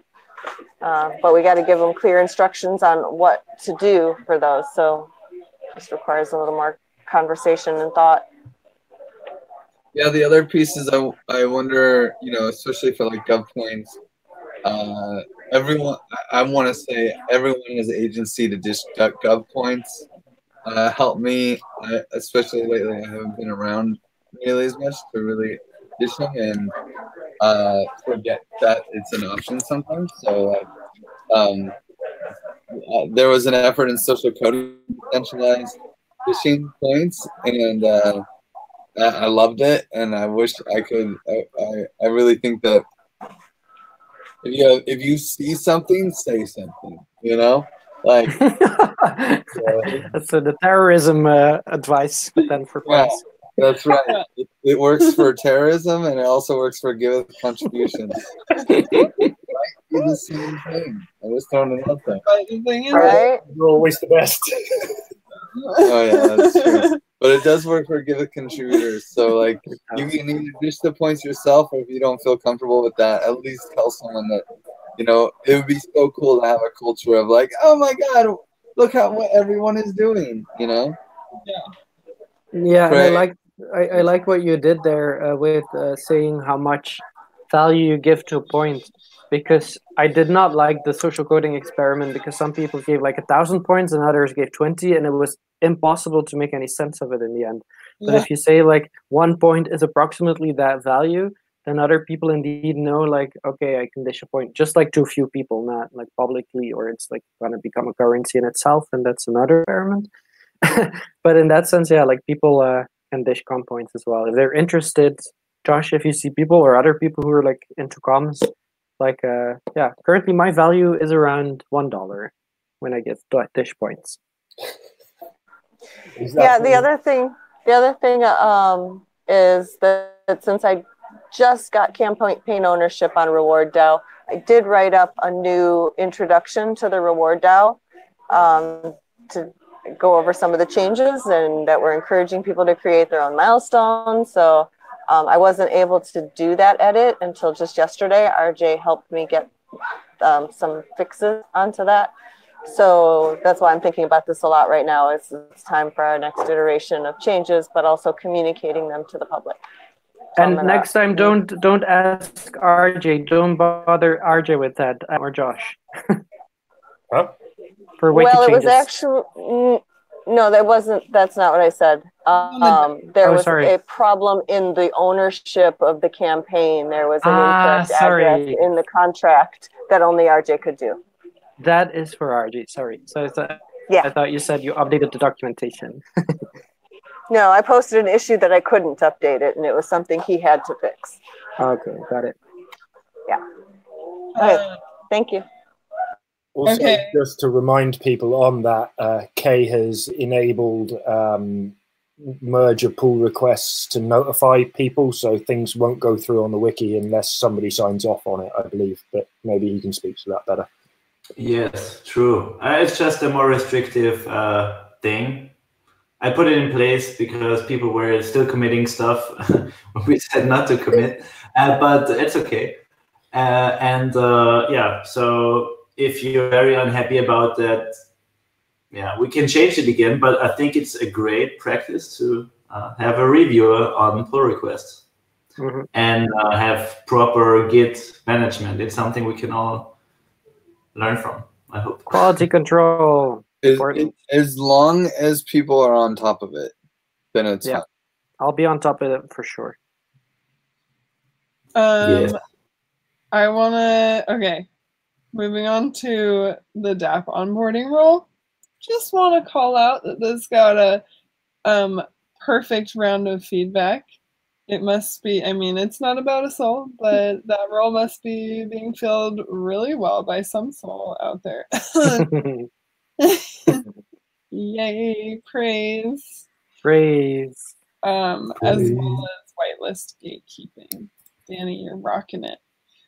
The technical support role from Deem, a lot of people were reflecting like, oh, is this happening? What's the deal? I would like to take this one, yeah. So as I wrote here, like I've been in contact with Deem shortly because I miss him and I was like, hey, what's up? And so he's working on other stuff. And I must say this role does not make sense in general for me because it's really depending on what you need. So my actual input would be to make this different. Say like technical support is not in the realm of roles because there is a person for everything we have in Giveth. For, like might be the Wall of Fame or the point spot or the DApp or the, like you go to different, and so we should keep maybe a better list of maintainers instead of, and be like, okay, so one person knows they are the main maintainer. And I think that's often lost, like, and because these people that can say, so, but yeah, I have to do so much and maybe get incentivized better or I don't know. Kai, can I just empower you to make those two different roles? Because it's totally open on this role sheet for you to create roles that you see people doing that aren't on. I wanted to talk about it because it's something that's bad to have in the role sheet in a way because it's almost its own section. It should be there, but those people or the people mentioned there probably wouldn't come to the roles meeting. So, I mean, I can take this as part of the web infrastructure and in general. I try to find who is the maintainer, and it's part of the permissions list anyway. So I can do the documentation on this and try out and ask the people. But I just wanted to ask, like, what if there's an input on the process or how we should split it? Maybe put it all to the end where like we have a technical support. Yeah, like I said, ... I think that's a good idea. It makes sense. Yeah. It's also like the Google Sheets wizard, like, so this kind of stuff, so we could have a list of like who is, yeah, who can give support. There was another comment to that effect by Michael, like commenting on Griff's Google Sheets wizard role. That's like, oh, does this really belong in the role sheet? I'm gonna make a skills sheet, and I actually do feel like those things are roles just as much as they are skills. So I still want them to exist in the roles sheet. I mean, if it's in a different section, that's fine. But to me, they're not just skills. Because somebody can have a skill and really not be available for it. So, will that kind of stuff be going into the CRM eventually? Because, personally, I'd put them in Evernote and then just tag them both kind of ways, so that you've got roles and skills. And then whenever I hit the filter on skills, then it would give me a list of skills kind of thing. But if the CRM's able to handle that, that might work. The CRM is crazy, man. It can handle all sorts of connections we want to make. It's just it's overwhelming, man. Sorry. Right. But that's a great suggestion, Josh. Like even just having a tag for whether this is a roles-based contact or soul-based contact or both, and how. That's actually really useful. Yeah, that's good. Role or soul-based contact. That's a great idea, Danny. Okay, awesome. Lorelai, I meant to say I would create a skills sheet, not that I will create a skills sheet.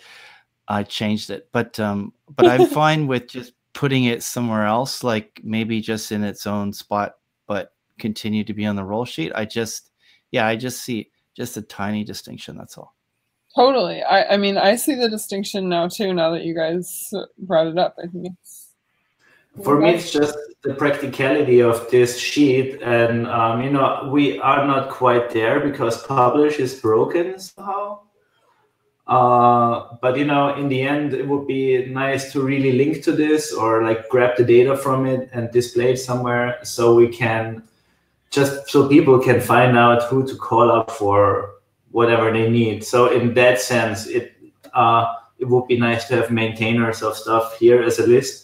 But also, I agree that it's not part of the how roles work, I think.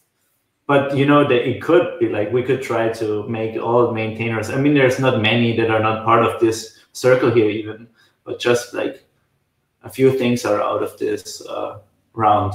But maybe they want to come in, or I don't know. Cool. So moving on, you guys have some good action steps there, and I wrote them down so I can remind you of them, but I hope you guys will write down your own action steps as well in general in this meeting. Now we've got a chunk of Griff. And so the main thing that I want to bring up about some roles with you is that I feel like in the abolishing of circle leads, like some things that you do got erased off of the roles sheet and never like recategorized into another role. And like I was looking on here and I'm like, okay, where in your accountability is like, for example, facilitating the governance or the community meeting, which you still, it's nowhere. And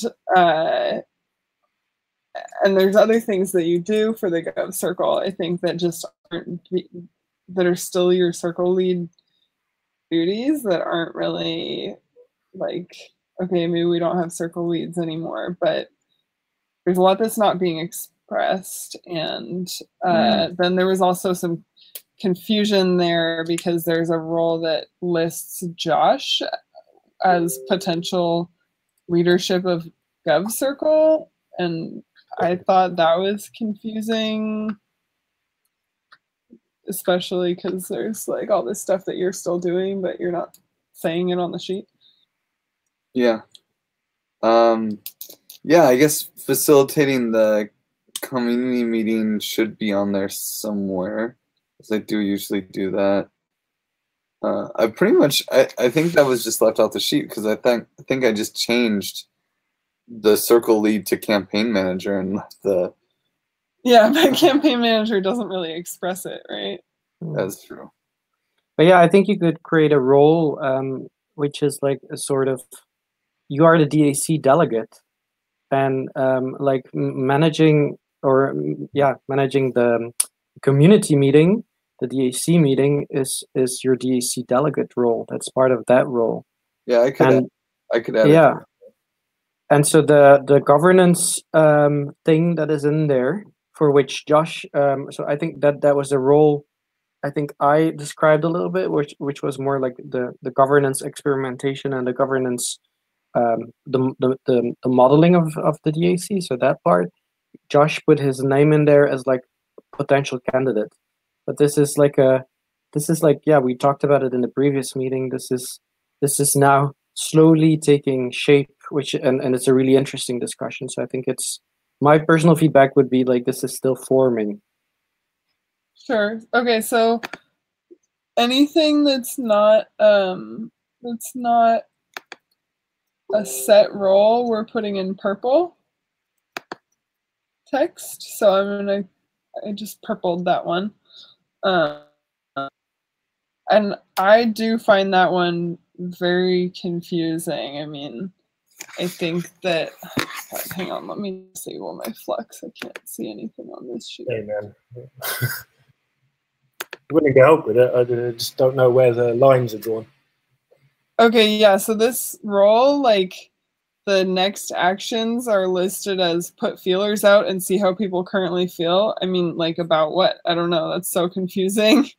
Also, organize a weekly Gov meeting. I mean, what is it? There's a Gov lab meeting that I know that we had, but like a Gov meeting is confusing to call it that. I think it needs some definition. That's the feelers, the putting out the feelers, I think, to see what was needed and for governance. Yeah, I've not been active on that role. I think I said to Lo in the roles discussion or whatever discussion we're having is like, let's get some feedback on this and figure it out. Just open it to the world and see what happens. I have no idea really what that role is. I'm happy to work on all sorts of governance-y things. I definitely up for like writing posts on the Medium and wiki stuff about governance, but I think it's a role we could somewhat co-create together to like draw up lines and boundaries and stuff, because I have no idea, for instance, what projects is, the next actions. That was something that we just put in on a roles meeting, I think like 2 roles meetings ago. And oh yeah, it was like notes during the meeting. Yeah, so it didn't really say anything. I've been trying to identify inconsistencies in the process to resolve them, but I don't really think I have any critical examples off the top of my head. I've just been kind of finding edges, noting things, talking to people, circling back, going around, loop the loops, all that. Cool. So yeah, any suggestions on how we can build this role would be fantastic. Well, I would say that like probably Kai, me, you, and maybe Griff. Those are the people that I initially think of as like people who would be useful in that conversation. So maybe we can just note to make sure that we talk to each other, continue to talk about that role. Cool. I'll note that there then. And I will express my opinion on that role unasked, because that's what I do, and people appreciate that. I heard in the mirror. Ha! Cool. Louis.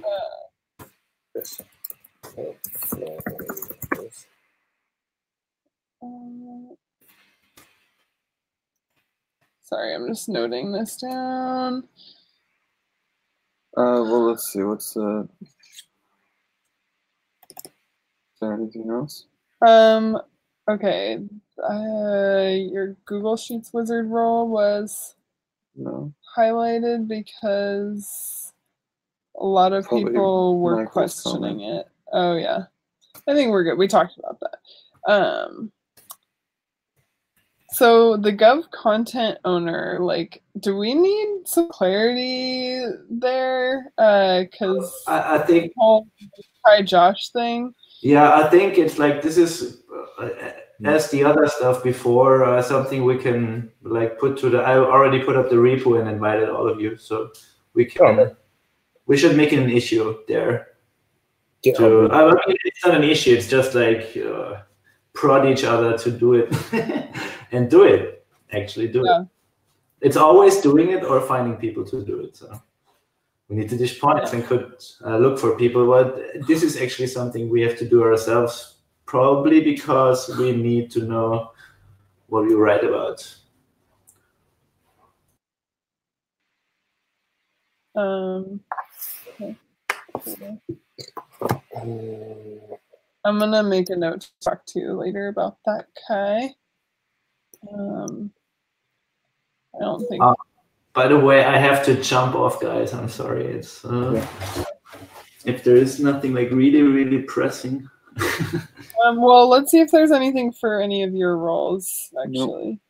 Nope. There's one link to I'm just reading the feedback that Griff gave for Wiki Structure Guardian, but Kai actually gave some good feedback there. I don't know if you put it in the sheet. I put it in a sheet that I think that's not a role really. Like it was temporary. I think he did a great job with this thing right now, but like we remain consistent by having Git set to like crazier settings now, so it won't allow direct push.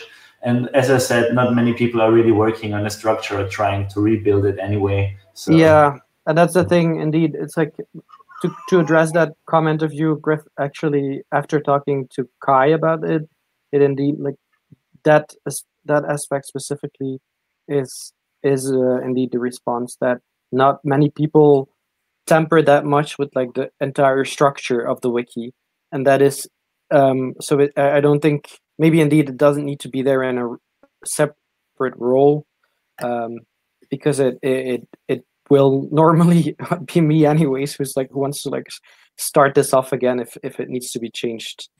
And the reviewing process will also help to like not to do any crazy changes in the structure of the wiki. That's the only thing I want to prevent, that it turns into chaos. I want to be sure that like for external people they can find their way easier, and I want to keep on building on that.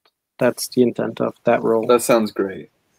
Yeah, you just want to be part of the advice process if people want to change this. Yeah, so it's definitely not meant in a power grabby way. It's more meant in a like keeping clarity that I think was missing a little bit both in the wiki and on the website. And these are now perfectly aligned, and that makes me really happy. Okay, Cool. good. Why can't I see domains? All right, bye now. Bye, Kai. Bye. Bye. I can't find the domains tab. And goals. What? Which one? I don't know. My role sheet is ENF are hidden for some Why? reason. I don't know. Someone Who did it. did that? Who did that? Show yourself. Do you Shame. know that Probably when don't. you hide things or filter things on the Google Sheet, it does that for everyone? I do know that, and I didn't do it. I know. I'm just putting it out into the abyss for whoever. I did it. I did it, and I knew it would do it for you, and I didn't care. I needed to see. Thank you for speaking out, Danny. It's beautiful. Go on, Danny. Okay, so about the domains on that role, I think maybe just the way to reflect the like new clarity on that role, Chris, is to not really have domains on that, because there isn't the idea now of this role is that you don't exclusively control this. Is that? But you know what? I think, to be honest, I think I agree with Kai's thing there. I won't have like next steps that are because I will be working on it constantly, and it's actually the wiki is in fact already part of my main role anyways. I'm like I have to guarantee that like the wiki content makes sense for us towards the outside. So probably I will just like take out the role next month. Or I will, or yeah, I don't know. Let me think about it. What about wiki structure consultant? Oh my god, I don't want to be a consultant. You're getting demoted, Chris.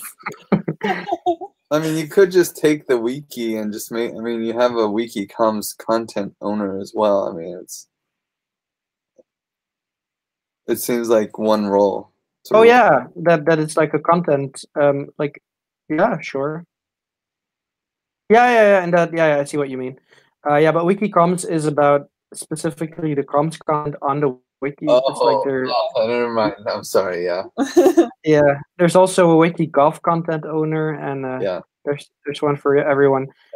So yeah, I might merge it, or maybe I'll keep it separate for 2 more iterations to just see how it goes. And yeah, I don't know, but I see your point. I think the most important thing is that people know that I will not be a how do you call it, a tyrant, but I do want to be a guardian, which is already a little bit softer, I hope. But another word is welcome. To me, this like domains thing, as soon as it was redefined that to me that the domains column means this role exclusively has control over it, yeah, it makes me want to trim down on domains for a lot of roles. Yeah, I see what you mean, but I think like for that, domains is I think that because that explanation comes from reinventing organizations. It's for Holacracy itself, but I think it's a way of just expressing that you take ownership when you own it, in the sense that you take the responsibility. So it's just wording, but that doesn't mean that it's exclusive, because I give it not a lot is exclusive, but pushing people to take some ownership is a good thing. Says so, like I don't know. I guess what I'm saying is I'm not really comfortable with how this role is worded. It expresses tyranny. This specific one. Okay, no, then I'll rewrite it if it comes across as. It's like either taking the domains out or something. Like I feel like it just opens you up to having too much control. Power. No, I'll take it out. I've taken it out. Voila. Okay. Okay, well, maybe skip back a little bit. Was I not? Jess. Yeah. So Jess, a lot of people are like, where's Jess? Do we have a Jess? Who knows? Let's give her really low scores. And yeah, I don't know. Does anyone have an update on that?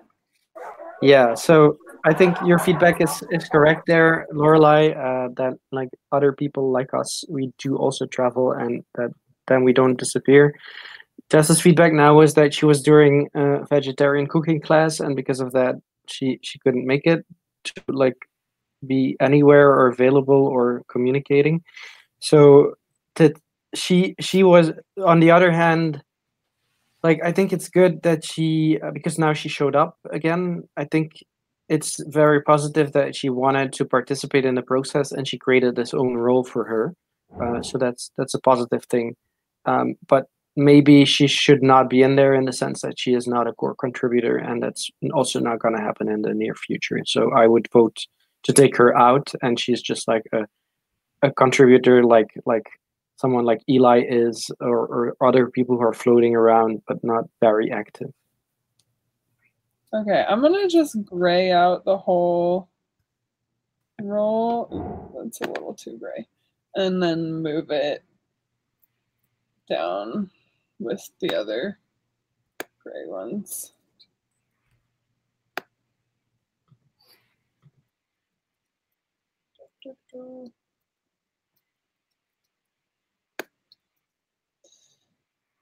Okay, let's see. Hi, Lorelai, Josh, Chris. Ooh, Chris is doing a perfect job at community management. Yay. Yay. Actually, wow, Chris, you got a lot of 5s, my dude. Yeah, which is amazing considering how much time you've been putting in the Aragon DAC. Yeah, I've just been faking it to work with Giveth. I wasn't doing anything, actually. I think it's all reflected in how little time you're sleeping. Yeah. I think it is, actually. Right now it is. You guys witnessed it firsthand. It's true. That's real. Monitoring solved. Yeah. Validated. Okay, so, and also, like, about the flow of this meeting, like, I just go through these, but also anyone's welcome to pipe up and be like, oh yeah, this role that you just passed over, I want to talk about it. I am curious. Lansky's not here, but I would love to hear what's going on with Panvala. Yeah. I don't know if that is really a role, in the sense that I don't even know what he's doing there. He's representing us in a grant campaign that's being run by like a smart contract security experiment with kind of like token bonding curves without the token bonding curve. They're like doing a curation market with tokens that they just created out of nothing, kind of like Bitcoin, and then say they have value by dishing them out. It's a really weird project, but he's representing Giveth, so I think it definitely deserves a role. I think it might actually be a little project that's a bit ahead of its time. It looks very aligned with the whole commons style philosophy of, well, we're the only creatures on Earth that use money to run our ecosystems. So I think they're trying to strip it away to a self-sustained thing, which is really curious. But yeah, no idea if it'll work out. Yeah, I'm excited to see how it works out. The white paper support, I think that was a role that was blocked by Parker's role with white paper, correct? Yeah, indeed. I don't even know if Lansky, yeah, Lansky did a little bit of work on that. So yeah, it's yes is the answer. Okay. Cool. Well, I'm gonna put him like make it sort of a to be called upon role. Okay, let's see. And Lorelai got all 5s as well. In fact, she got 96.5 for Miss Frizzle Field Trips for Shizzle. Yep. And so that's really amazing. Yay! Praise. Now I really got to live up to this 96.5 and bring you guys some amazingly badass field trips. 96.5. Someone went over the score. Ah, it's Danny. That's pretty badass, yeah. And Michael got perfect scores for fundraising and product owner of the DAP quality. Nice. Hell yeah. Mm-hmm. What was this about delification? Well, he still got a high score there. I don't think there's anything. Let's see. Yeah, obviously there's the Parker deal. Bookkeeping role filled by the DAP. I love it. Yeah, it's good that we can always give a score. I gave the DAP a bad score. Well, not a horrible score, but I mean, this is new to me that this is for bookkeeping. So I was just saying, DAP, you're slacking. I think it would be nice to see the books all in one place then. Like, can we get some big picture views, or like, have all your expenditures populated to a spreadsheet or some tight things like that a bookkeeper would normally do.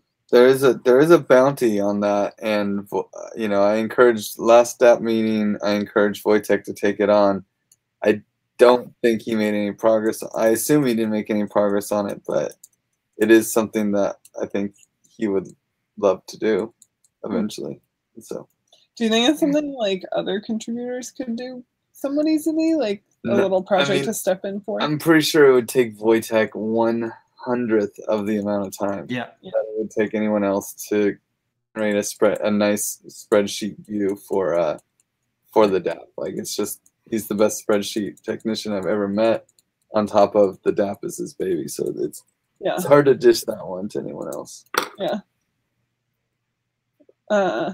There's something strange in the sheet here. With the budget, what is that budget line under bookkeeping? I didn't put it there. No, I added it. Huh. Because Wojtek used to manage the budget spreadsheet, and he's not obviously managing that now. So I reached out to Lansky at Lorelei's advice, and he's interested to help maintain the spreadsheet. I also talked to Wojtek about it, so he said we just have to copy it and then we turn it into a new spreadsheet and then just kind of maintain numbers and stuff like that. But I just thought, you know, we've talked about it, Chris, too, at the funding meeting. I said I would be happy to put some forecasting data in there too, but I just think it's probably good as an organization or just to have some kind of budget, so we have something that kind of tracks where we're at. Yeah, just need another title for my mind. Budgeting or something? Inging, like bookkeeping? I don't know. Sure. For a role. Budget. Oh. Budget whiz, whatever.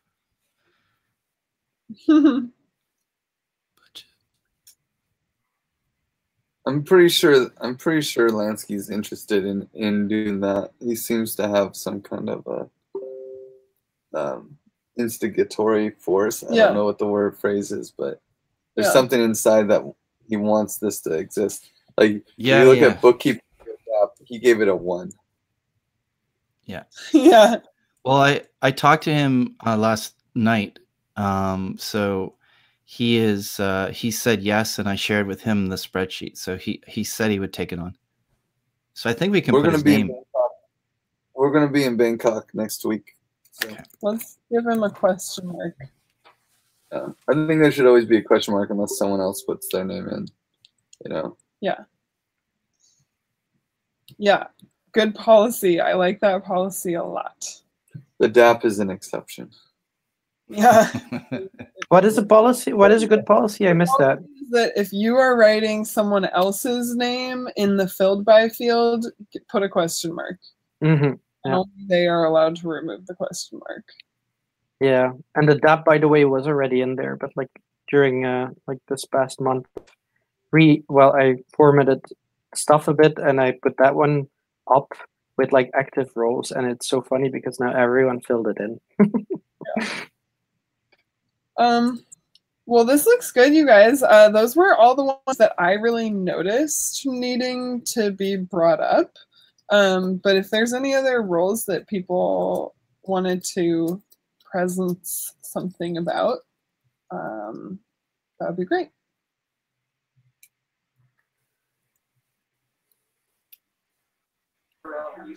Okay, I just have to say this because it's in my brain right now. DApp user testing. We have that new release, and I just shared in the meeting, or at least in the room, that we have this whole Lumio to prioritize the devs' time to be fixing the things that we're finding, and now we have a release. So testing of the DApp is a very important thing that all of us as users need to be on. Mm-hmm. That's a role. Will you create that? Yeah. But that role is actually for all of us, no? I think it's part of the unicorn role. Good to have it documented. You can't have a role without a soul. Like, you can have a role, but it needs a soul. Yeah, because otherwise you cannot give points on it. Yeah. Well, we have the unicorn role for those of us who have been onboarded as unicorns. So it's under each of us it would could go have that there. role, right? So Mhm. I mean, I don't know how we tie this responsibility or accountability to test. You could add it under unicorn on in one of the accountabilities you have is to test every release, for example. I wouldn't mind having that. I don't think that's what Danny was saying. Yeah, I No? don't think we tie that to being. I don't think it has anything to do with whether we're a unicorn or not. And if it does, or that's a proposal, that to me is a whole separate proposal. She was just saying that just like the unicorn role, like several people have that same unicorn role, and several people can help. Oh, sorry. Attention span. Attention is dropping. Yeah. Yeah. But, yeah. Mm. But I think the other part of it is that there needs to be a point of sign off too, right? Where there can be a free for all on testing, but at some point we have to say it's been tested, we can release. And that's a role that somebody has to say it's sufficiently tested to release it. Right, and so that's a go. Somebody needs to facilitate a go no go decision for that in a decentralized model where we all vote. Is it ready to go? Are there any blockers?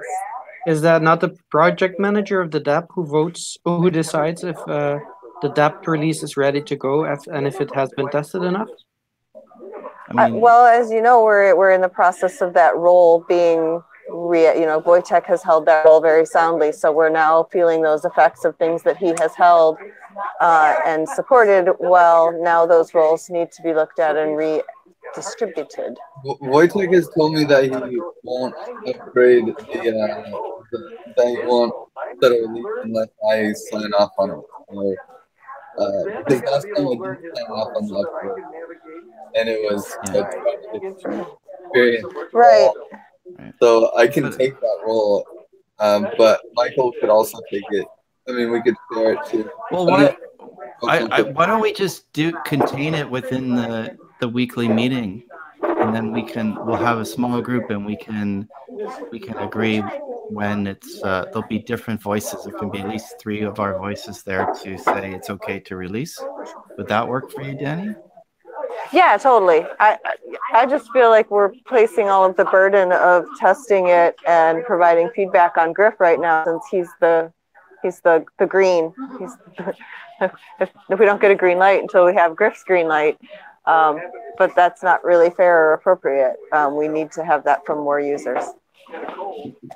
Yeah, it would be nice if there was a consensus, like 4 or 5 people saying that's good. And if people actually were like, yeah, I looked at it, it looks good, I'll put my name on it. We'll just have a video of it. Hey, sorry, Lorelai, we cannot really understand you right now. Danny's background noise is cutting over you. Sorry. Well, actually, that's a good idea, having a Lumio to say whether or not the DApp release is good to go. That might also encourage people to look at it, right? Yeah. And outside of just us, because we're not the only ones affected by this. Fair Data Society and Argonne DAC, Bright ID, Telegraph, there's a lot of stakeholders here. Mm-hmm. Right. So, Griff, do you want me to take on creating that Lumio, and then we invite a wider group of people to participate in that Lumio so they're aware that there's a release coming? Sounds like a win-win, because then they're like, oh yeah, I get to be part of Giveth governance, Yeah. And please mention also that if they test the release, that we will give them that points for this round. Tie in the loops. Mm-hmm. Cool. Right. Thanks, Michael, for picking that up. No problem. Okay, anything else people want to mention? I think Griff was about to mention something before Danny Oh man, did. it's gone. It's gone. Train has left the station. Yeah.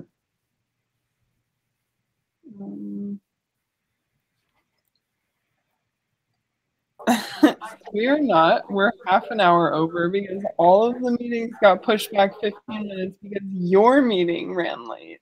You refused to come and facilitate your own meeting that you're supposed to facilitate, which I facilitated for you. Thank you.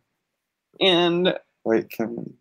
But yeah, we are like now at an hour and a half for this meeting, so we can totally end. Unless, yeah, we can end. Anybody got a roll screaming at them? Bye. No, for me it's good. Okay, cool. Let's just check out super quickly. I felt like that was a really productive roles meeting, and I really liked the human connection part of it. I hope it didn't bore you guys, and I'll pass it to Michael. Yeah, great meeting. I think we covered everything in depth. I also liked the exercise, Lorelei, that you put together, and that was really useful as a team building exercise. Yeah, and I'll pass it over to Danny. Yeah, I feel good about everything we accomplished here. I'm just now thinking about all the other things I was going to accomplish and didn't yet. So thank you all for being here today. And I'm going to move along and pass it to Greg. Thank you, guys. Always good to see you, and I love you all. Bye. Kai. Is Kai still here? He did come back in at some point. No. Yeah. Yeah, he's there. Kai. He's probably walking around with his baby. So Oh, he'll come. In the meantime, I can check out. Yeah, I think this was one of the most one of our most beautiful and most memorable meetings to me because of all the emotions and the mirror exercise that we did. So keep on bringing those, Lorelei, but maybe it would be better indeed, like to just schedule in 1.5 hours to be sure for these meetings at least, so that that other people don't have to move their meetings. It's probably safer, but it's a good exercise for sure. So thank you for this, and I give it to Josh. Thank you. Yeah, really lovely meeting. Very much enjoyed the mirror. Thought it's great exercise. I'd like the games. I'd like more games like that. I think they're great. And I had a really nice idea that I'll ping through to Michael from his thing on Lumio there. So that was nice to have inspirational flashes and all that as well. Yeah, lovely meeting, guys. Love you all. I'll pass it over to Michael's gone. Fellow Jitster. Kai, do you hear us? No, probably not. Possibly Bowen, but I think he's gone too. I think Danny was the Jitser, Oh yes, Danny is the Jitster. but she just checked out. She's gone. Wait, so did we all check out then, besides Kai? So. Okay, well, I suppose we can let him go. I love you guys. Bye. Good night. Bye, everybody. Bye. Stop the live stream. Oh. Yeah.